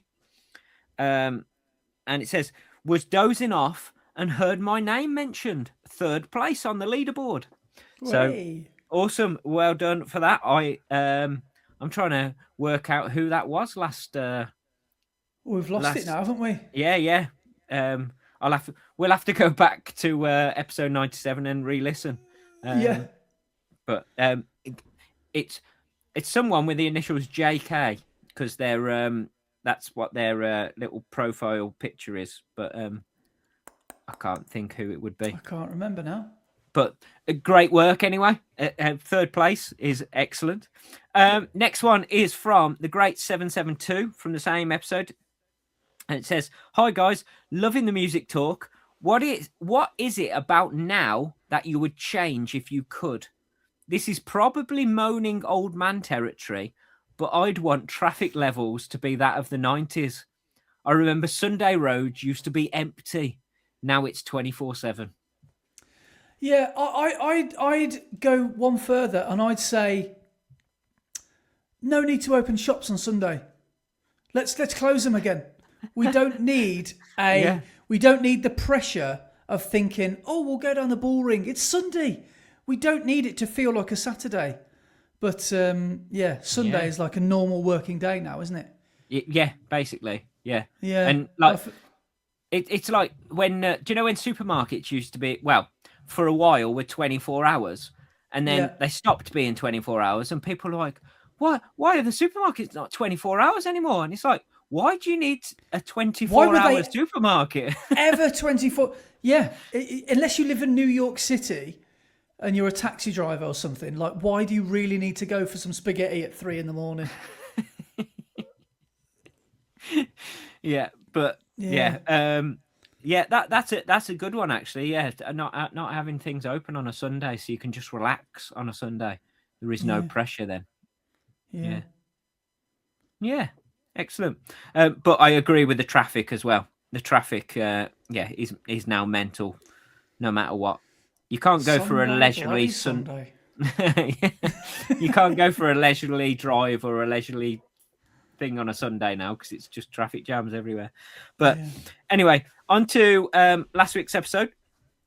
First comments from Film My Run from Stephen, and he says nearly 100 episode, guys. Yeah, we are close. One more, and we'll be there. I had no idea Steve-O was listening. Hello, Stephen. I had no idea you were a listener. No, neither did I. So thank you very much, Stephen. Next one is from Yelia K. And it says, how is it okay that I can't remember what I had for my tea last night? Yet, you say the first few lyrics from Viva Forever and I'm off with a full rendition. I haven't heard that since I was at school. I'm a 1987 child over here, so this has been a right old trip down memory lane. Keep it up, lads. Oh, you're in for a treat. We've got some crackers here. Oh, got some crackers. I can't wait to get into the tunes. Brilliant. Next one is from Alex. This guy runs and he says, I'm going to regret making that reel about walking hills on trails now, aren't I? Brett brings it up every week. Great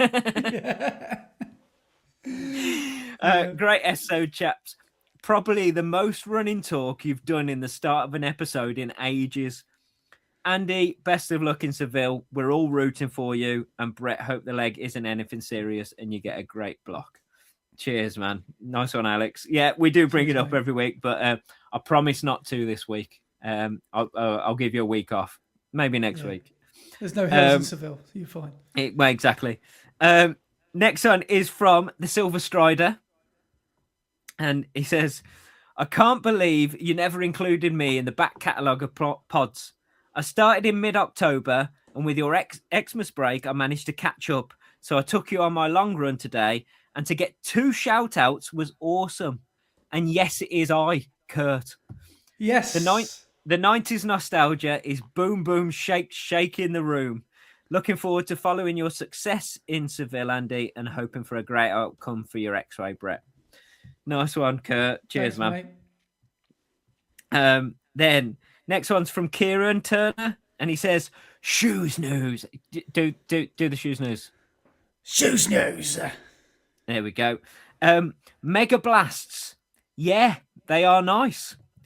Foam felt a bit stiffy to start. But soon forgot about it.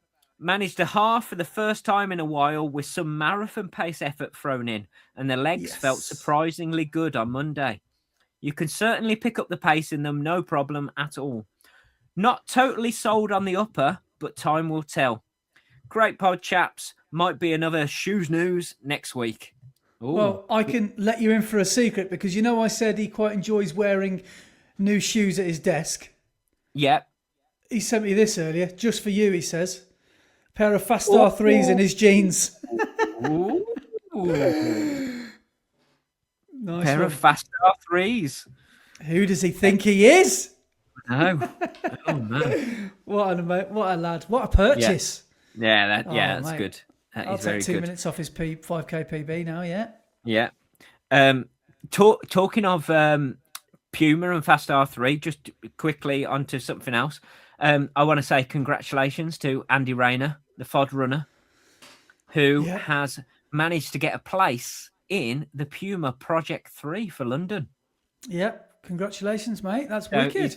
So he's going to get kit and shoes from Puma to run London. And if he runs 3 minutes quicker than his PB, he could win $3,000.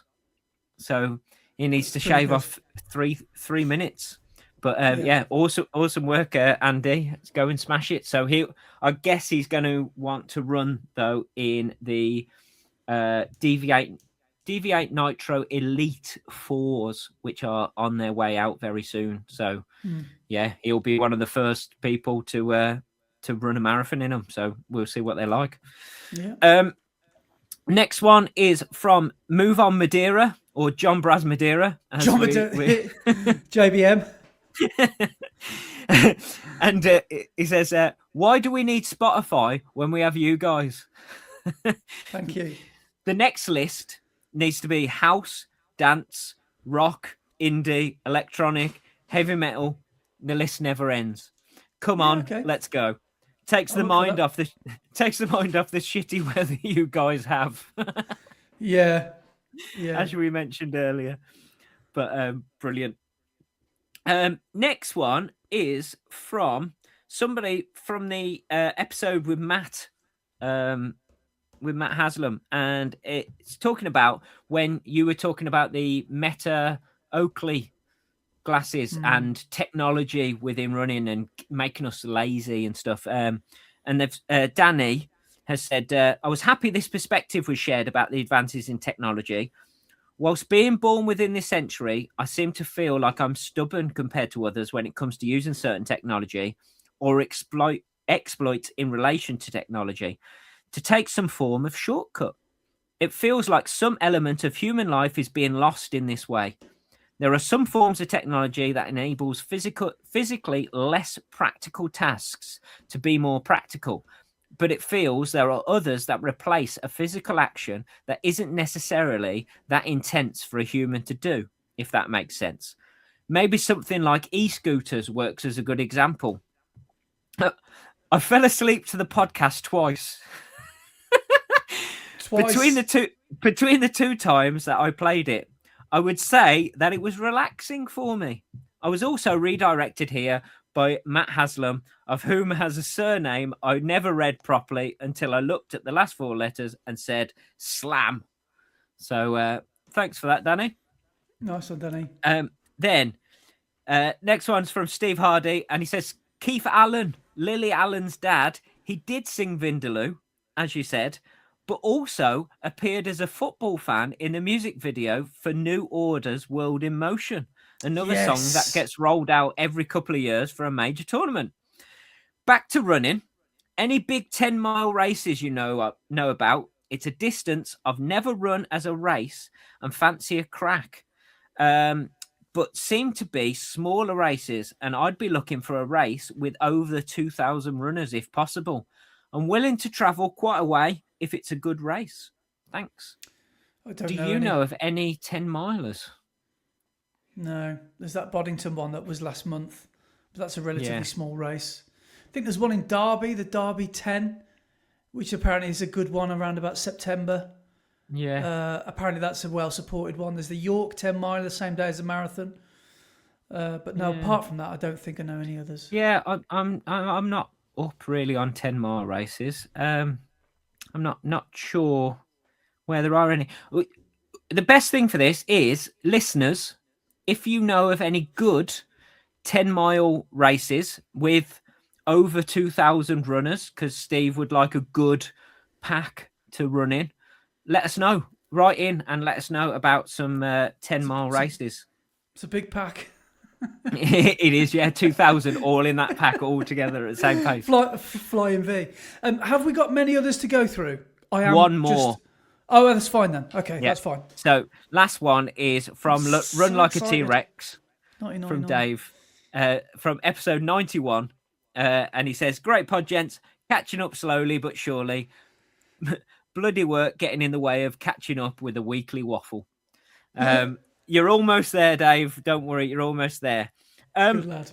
Quickly, before we do the music from 1999. Or do we want to talk about this after we've done the music and what we're planning for next episode? Oh no, yeah, you could. We should mention that. Should we do that now? So, next episode is a pretty big one in the world of Running the Red Line for me and Andy. It will be our centenary and our episode 100.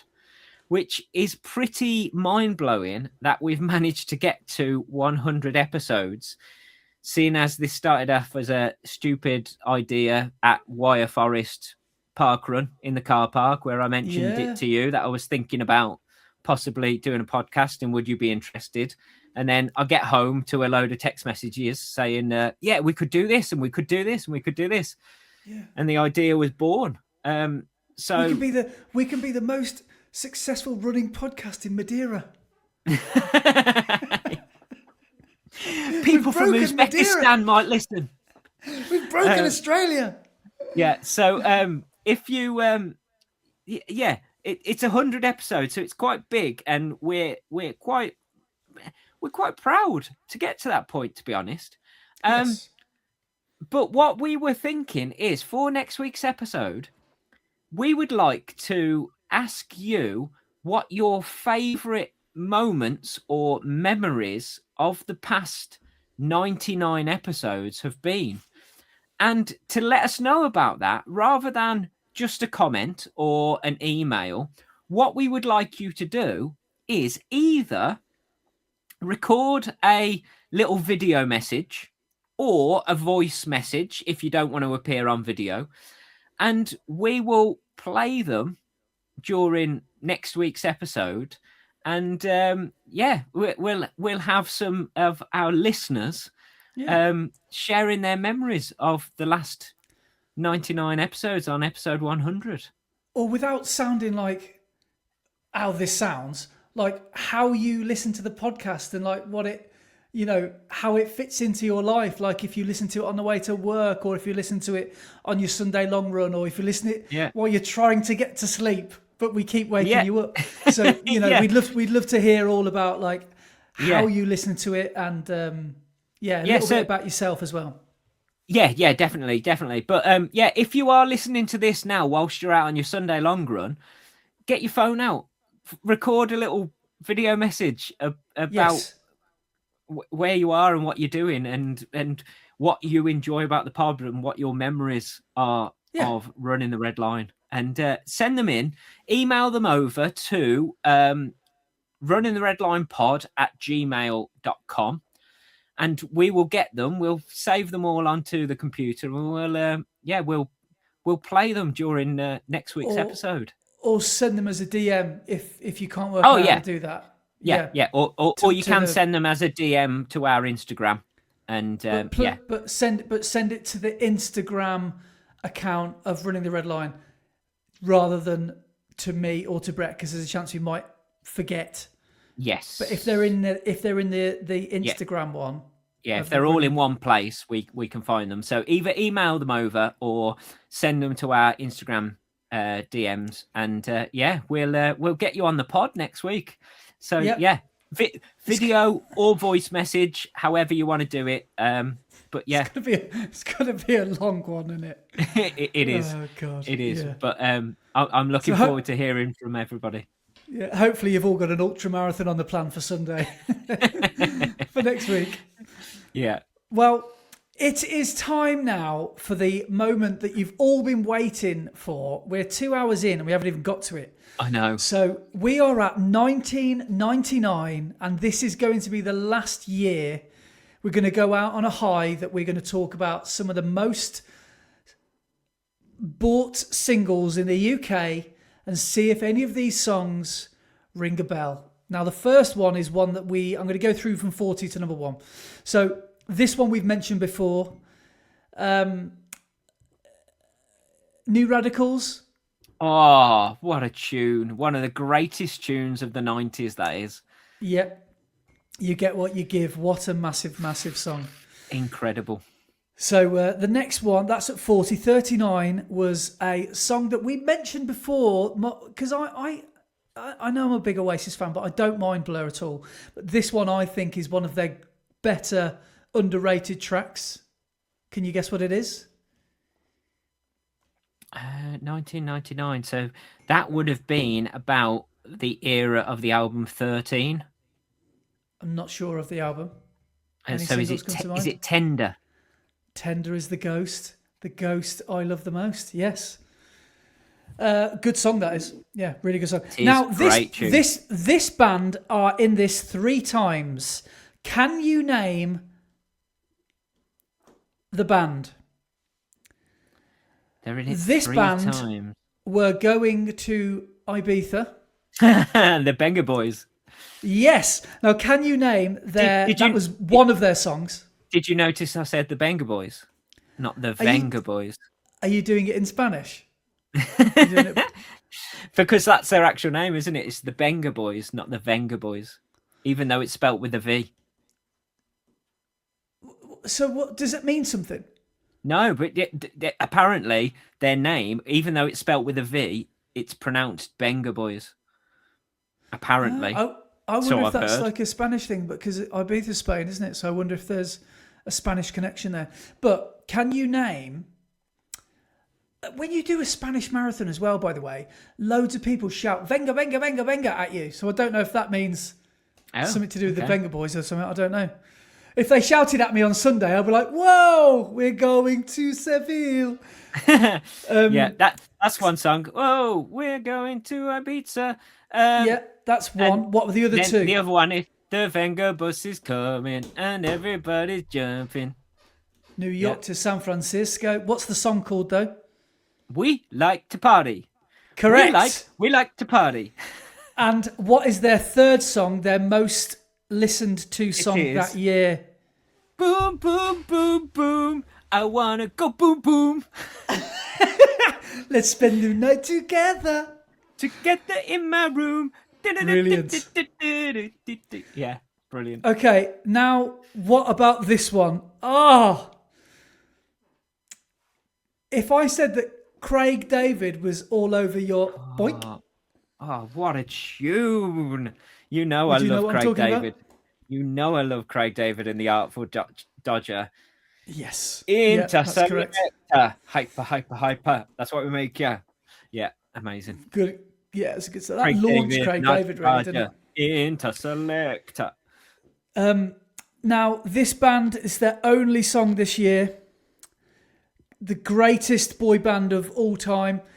Their lead singer's it was rumoured to be going out with Billy Piper, went to Bromsgrove School apparently. I think he's from Solihull. Is this 5 then with Richie? Yes, Richie Neville, Big Dickie Neville, yeah. And can you name the song that they had in 1999? Maybe their biggest song. Oh, Keep On Moving. Yes. Get on up. Yeah. What a tune. Right. Now, you've mentioned this one before. The Backstreet Boys. What was their big single in 99?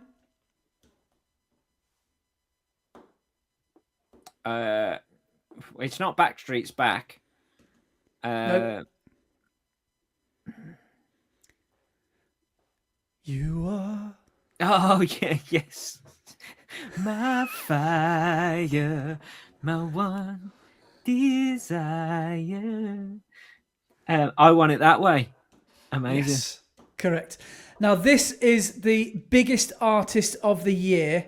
Funnily enough, only had 2 songs in the top 40.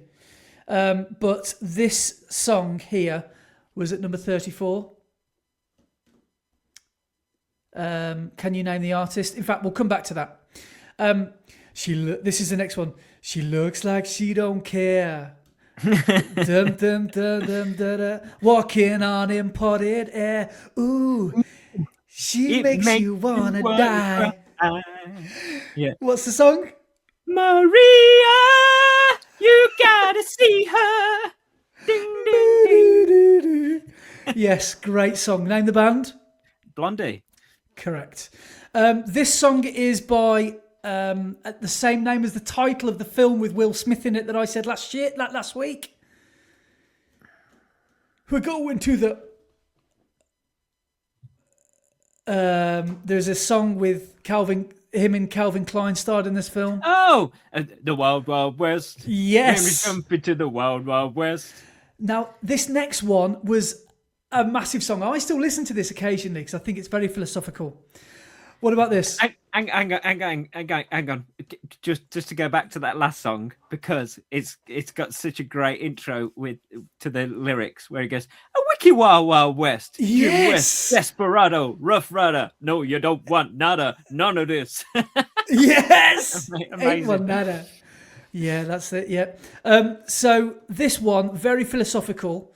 If I said, what is it? Maybe you'll dance the funky chicken on your 90th birthday. Maybe you'll marry, maybe you won't. What is it? Oh, yes. Is that Baz Luhrmann and Sunscreen? Yes, everybody's free to wear sunscreen. What a track that was. Yes, it was. Great. Baz Luhrmann, what a great filmmaker as well. Yeah. This one, I think, is criminally low in the charts. Give it to me, baby! What's that? And all the ladies said he's pretty fly for a white guy. Yeah, brilliant, man. Yeah. Oh man, it's so good. What a great tune. He asked for a 13, but they drew a 31. Yeah, man, what a track that is. What a video as well. Yeah. So cool.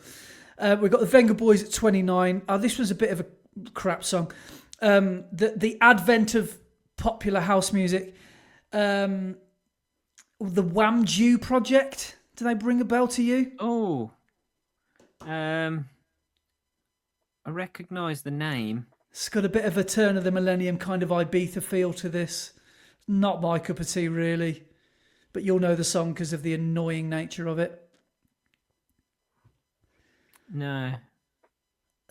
Let's be the reason why I'm free. Oh, King of the Castle. Yeah. Yes, King of my Castle. Oh, now we're talking. Okay. I told the witch doctor I want to love you. Dum. So, go on. Do you want to do the famous bit in the middle? Ooh ee ooh ah ting tang walla walla bing bang. Ooh ee ooh ah ting tang walla walla bang bang.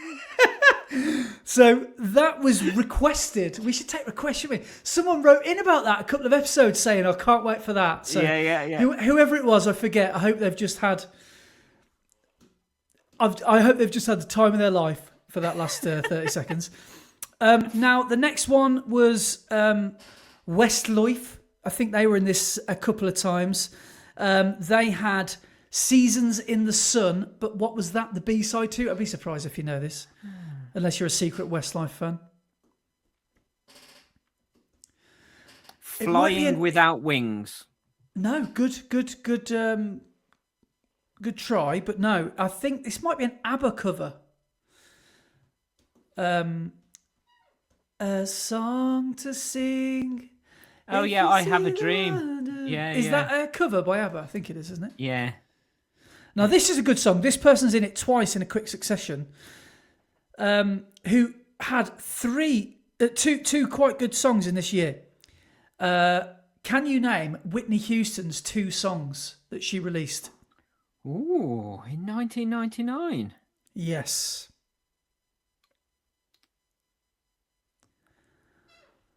If I told you if I dropped the beat, you might get it. Dum dum dum dum dum dum dum dum dum dum dum dum.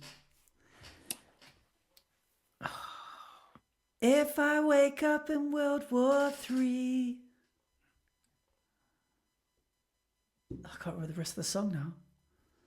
Sing, mommy. Her daughter says "Sing, mommy." Yeah, I don't know if you know. I know the exact song you're talking about, but I just can't. Yeah. It's a very repetitive bass line. Yes. And it's got the word love in it. Yeah, I just can't remember. It would take an eternity to break us. Your love is my love, and yes. my love is your love. Yes, you got it. Yeah. Cool. So what was her other song that year?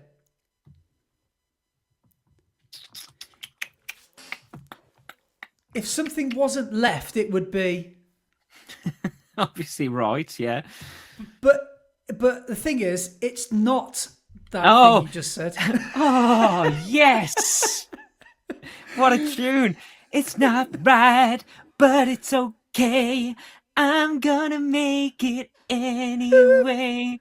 Close the door behind you, leave your key. Don't you dare come running back to me.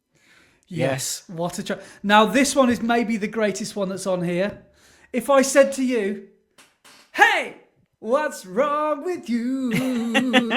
You're looking kind of down to me. So what do you think? Things ain't getting over. Listen to what I say.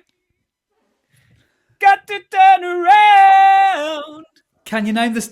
I need both artists, please. Yes, it is.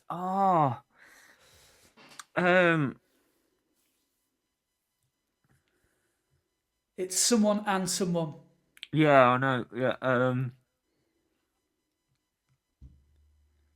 Oh, come on. Bigs and Small. Close. Not Bigs Biggs. and Smalls. No, Small is correct. What was a word we always used to say? Oh, that is in the late 90s. If you're not thin, you're Fats and Smalls. fats and small. Yes. Oh, that's fat. That is. That's fat. Don't really know what that means. What didn't the singer of that marry Vanessa Feltz as well? Oh, I didn't know that. That's a great answer to a quiz question. If that's true, I did not know that. Yeah, I'm pretty Brilliant. sure he did. I didn't know that. Name the song by Madonna this year that was also the theme tune to a Austin Powers film, which I think is The Spy Who Shagged Me. Ooh. Yes. It is. If you're smart, then I'll run away. If I'm not, then I'll say, haven't you heard? I fell in love with a beautiful stranger. Yeah. Yeah. What's the catchy chorus? Dunno.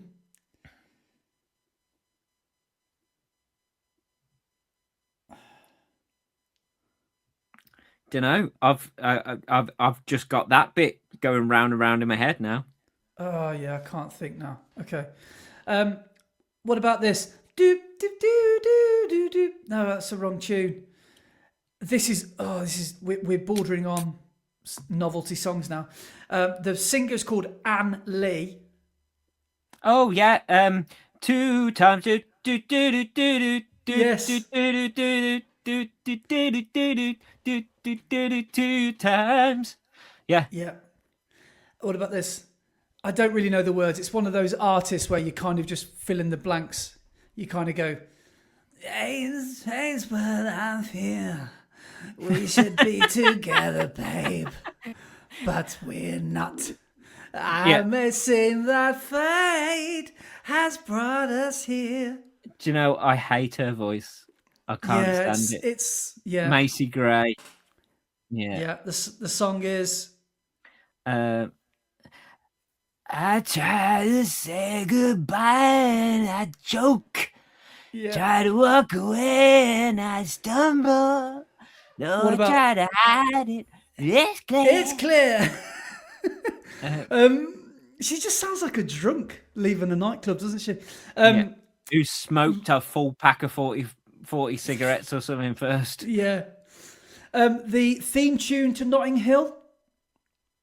Oh.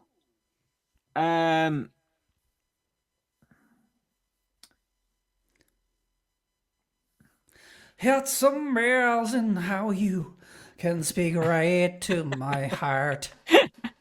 Without saying a word, you light up the dark. Try as I may, I can never define what's been said between your heart and mine. The smile on your face lets me know that you need me. You say it best, and you say. Well, I won't say it. Nothing at all. That's correct. Ronan Keating. Next is it's our favourite northern. No, I can't really say that. I don't know how to say this. I can't get out of this now. It's R. Kelly. What was the song called? This is a slow one. R. Kelly. Nah, that's earlier than 99. I could have. Did you get it from that? Is it the song from Space Jam? I don't know if this is from a film or not. No, Space Jam's earlier than that. I'm sure it is. So it's not I Believe I Can Fly. No, that was previous. No. Yeah, and when my mind's telling me yeah, but my body's no, my mind's telling me no, but my body's telling me yeah. That's way too early as well. Yeah. That's Vibe. Now that is a good song. No, you know what that song is? I don't see nothing wrong. That's the one. With a little bump and grind. So wrong, isn't it? Okay. Right. My mind's telling me no, but my body's telling me yeah. Right. Have you got this one? Shall I just give it? I'm going to have to give it away because we are running out of time. On. If I could turn back the hands of time. Oh, yeah. Right. If I could turn. Now, I thought this was earlier, but what was TLC's big song this year? Wow. Ooh. Scrub is a guy Well, thinks both he's flying. Waterfalls and Scrubs is too early. No, that's correct. No Scrubs. Yep. Can you hear me? You can't hear me, can you? I lost you for a second there. Have you got me? No, I couldn't. Have you? Yeah, I've got you now. It is. It's No Scrubs. Oh, was it? Yep. No, I don't want your number. No, I don't want to give you mine. And no, I don't want to meet you nowhere. Hanging out the passenger side of his best friend's ride, trying to holler at me. Yeah. How dare he? Now, name the singer. This is my moment. This is my perfect moment with you. That is the actress from a Hugh Grant film, isn't it? Correct. Martine McCutcheon.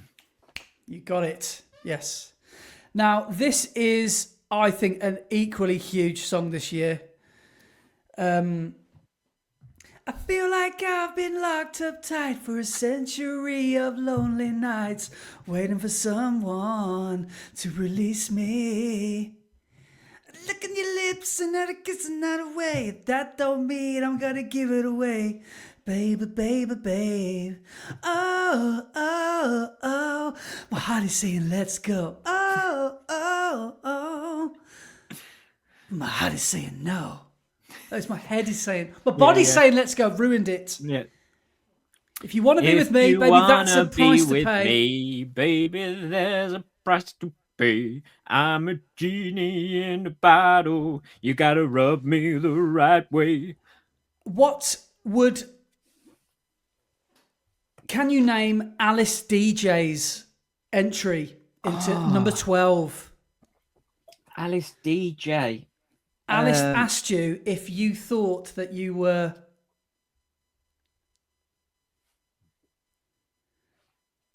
Do you think you are... Oh, Better Off Alone. Yes! Here we go. Don't stop, never give up. Hold your head high and reach the top. Let the world see what you have got. Bring it all back now. Yeah. Yes. S Club. So, we've reached the era of S Club 7. We have. Amazing. And we're in the top 10 now. Now, what was Boyzone's biggest track this year? I think this was a comic relief song. Oh, when the going gets tough. Yes. Number 9, you have mentioned this in a previous episode, and I'm actually glad it was number 9. It was the theme tune to, I think, an advert for jeans. Oh, Mr. Wazzo and Flatbeat. Yes. Now, number 8, can you tell me the song, the one-hit wonders that are Shanks and Bigfoot? Can you tell me their song? Was Shanks and Bigfoot? I'm trying to think. Was that Sweet Like Chocolate? You're sweet like da da da da da da da da da da da da da da. Yes. Right, now we're in the business end of this. Okay, so who was every dad's fantasy in 1999? Every dad's fantasy. All the dads loved the bit of this lady from America. I've known a few guys who thought they were pretty smart. They got being right down to an art. You think you're a genius, you drive me up the wall. You're a regular, original, know-it-all. Oh, you know that? Oh, you think you're special. Oh, you think you're something else. Okay, see a Brad Pitt. That don't impress me much. Yes. Shania Twain. Wow. Yes. All the dads. She got all the dads in the palm of her hand. Okay, who was Upside Inside Out? Upside Inside Out? Yeah. Who would make you take your clothes off and go dancing in the rain? It make you live your crazy life and it make you feel insane. Like a bullet to your brain. Come on. All right. Upside Inside Out. Yes. She's living La Vida Loca. Yes, that's Richard Martin. Now, this one was... do do do do do do do do do do.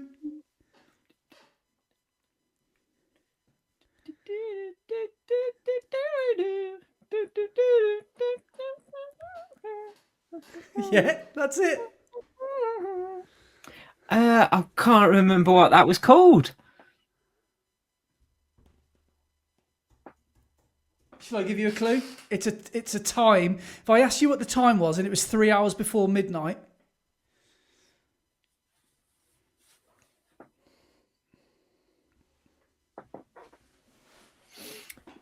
Not 9 p.m. Yes. Is that what it was called? Yeah, and then quite an inappropriate line after that. Well, it's not really inappropriate. It's just, I suppose, one way of looking at it is 9 p.m. till I come. Oh. ATD. Is that what it was called? Wow, yeah. Okay. Yeah, yeah. Oh, yeah, because it has that bit where it goes, till I come. Yeah, and it's a bit inappropriate. Yeah. Okay, now this one's weird. I don't know what this is doing in here, but what about this? For art in heaven. Oh, yeah, the Millennium Prayer. Hallowed be thy name. Yes. Yeah. Who's that by? Old Cliff. Yes. Cliff right, now, the last couple I've got for you, I think you'll like. Now, we've done this, and I'm going to give you the reins on this.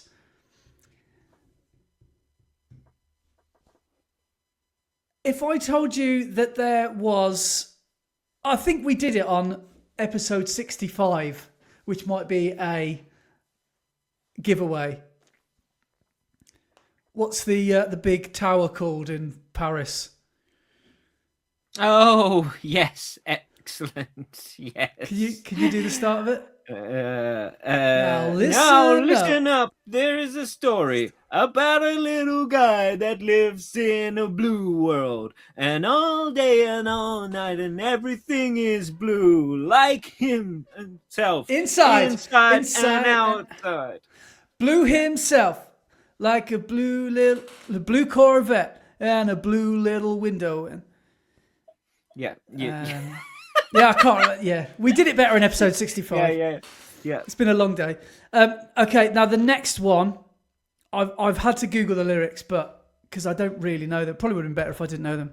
Okay, 1, 2, 3, 4, 5. Everybody in the car, so come on, let's ride to the liquor store around the corner. The boys say they want some gin and some juice, but they really don't wanna. If you got the lyrics, like stop trying lad to last week. I must stay deep because the talk is cheap. I like Angela, Pamela, Sandra, and Rita. And as I continue, you know, the only getting sweeter. Yeah. Yeah. So, can you name a little bit of incorrect order? A little bit. I'll give you the first one. A little bit of Monica in my life, a little bit of Erica by my side, a little bit of Rita's all I need, a little bit of Tina's all I see, a little bit of Sandra in the sun, a little bit of Mary all I long, a little bit of Jessica, here I am, a little bit of you makes me your man. Oh yeah. Yes, mate, that was good. That was good. That was very impressive. Just call me Lou Bega. Yeah, man, that was good, Mr. Bega. That was very good. Now, to finish, can you tell me who the outselling artist, hugely launched onto the scene in 1999 was? Was it? Bum, bum, bum. And oh, baby. Yeah. And I remember this song coming out because I had my 18th birthday party around the time that this song first dropped. And me and a couple of friends from school had a joint 18th birthday party at a place locally. And on the wall were loads of TVs playing MTV. Yeah. And that song came on and pretty much every lad at the party just stopped what they were doing and all turned to the TV to watch. Really? Yeah. Brilliant. The power of Britney. Yeah. I'm going to Google how old Britney Spears is. Well, 1999, what was she? Probably 17, 18, so same age as us. So I'd say she's 44, 45. She was born on the 2nd of December, 1981, making her 44 years old. So in 99, she would have been, 17, 18? Mm-hmm. Yeah. There was a good little rivalry between Britney and Christina. I did quite enjoy that. Yeah. But obviously, there was only really one winner there, wasn't there? Yeah. But I did like Christina. It's just something filthy about Christina. Well, that's why she did songs called Dirty. And I know.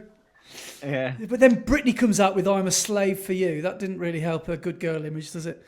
No. But there's some great Britney tunes. Oh, it's a shame that we're not going to go through the 2000s now because some of the Britney songs, man, great Stronger. Tunes. Great. It's like Toxic. Yes. Oh, the video to Toxic. Yeah. That's actually a good song, that. Oh, it is. Yeah. The violin riff in Toxic is amazing. That's absolutely slaps. And the video where the guy brings her the Heart of the Ocean from Titanic. Oops, I did it again. Yeah. You went down to the bottom of the ocean to get that for me?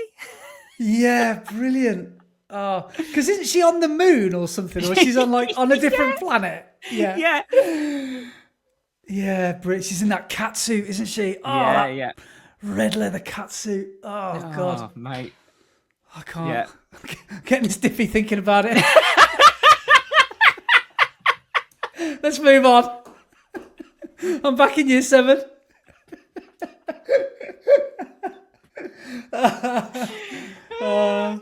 Britney's giving me a spear.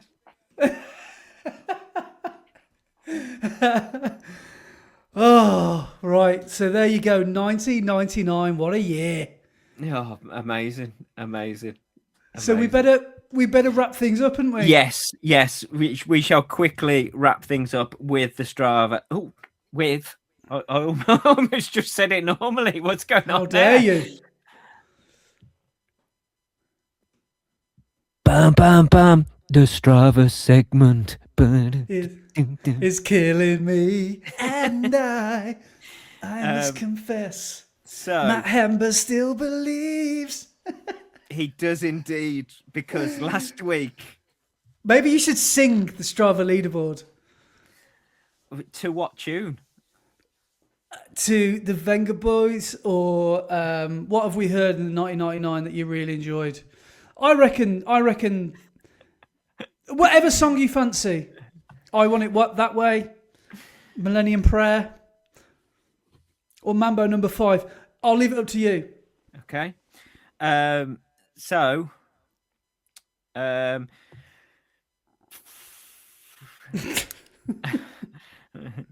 Matt Hember's in first place, 100 miles, 0.1 he ran last week. Ryan Baker is in second place on the leaderboard with 91.8 miles. Yes, he ran. William Fish is 83.3 miles. There we go. I'm going to leave that there because I can't do any more of that. But yeah, so that is the top 3 on the leaderboard. So well done to you 3. On our climbing, we've got in first place Mark with a C with 7,297 foot. Second is Roberto Mendes with 6,181 foot. And third is Conrad Burdekin with 4,439 foot. And then for our ladies, first place is Chloe Hamard with 61.7 miles. Second is Leanne Bayard with 53.2 miles. And third is Emily Parker with 52.4 miles. And then for our climbing, first place is Ash Spedding with 2,913 foot. Second is Stephanie Parker with 2,513 foot. And third is Emily Parker with 2,220 foot. Amazing. So, amazing work, everybody. Yeah, that is pretty much the end of our 99th episode. It's the big one next week. Who will win the leaderboard? Will we get someone doing, I don't know, a record-breaking leaderboard? Possibly, but mileage? It'd be good.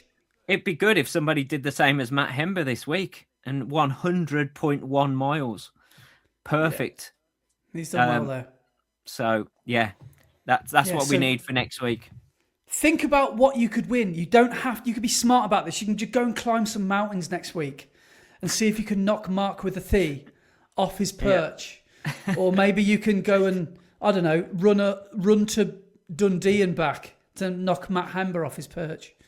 Yeah, you've got options next week, but be smart about it. Yeah, definitely.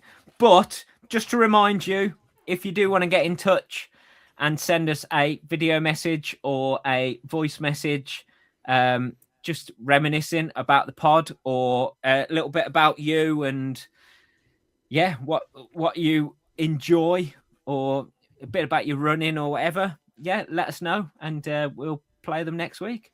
But please do it though.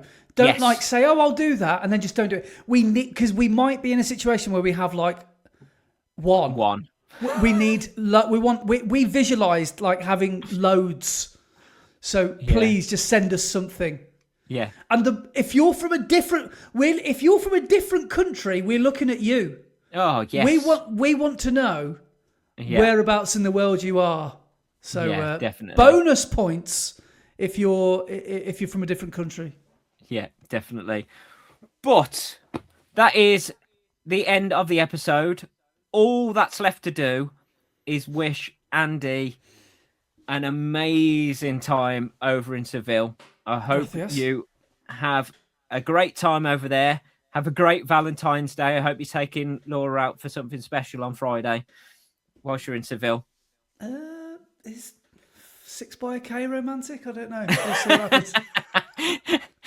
And then on Sunday, have the best race, mate. Thank you. Best of luck. and go out there and smash it. Thank you. But I look forward to letting you all know how I do. Yes. So thank you very much indeed for watching or listening to this epically long episode.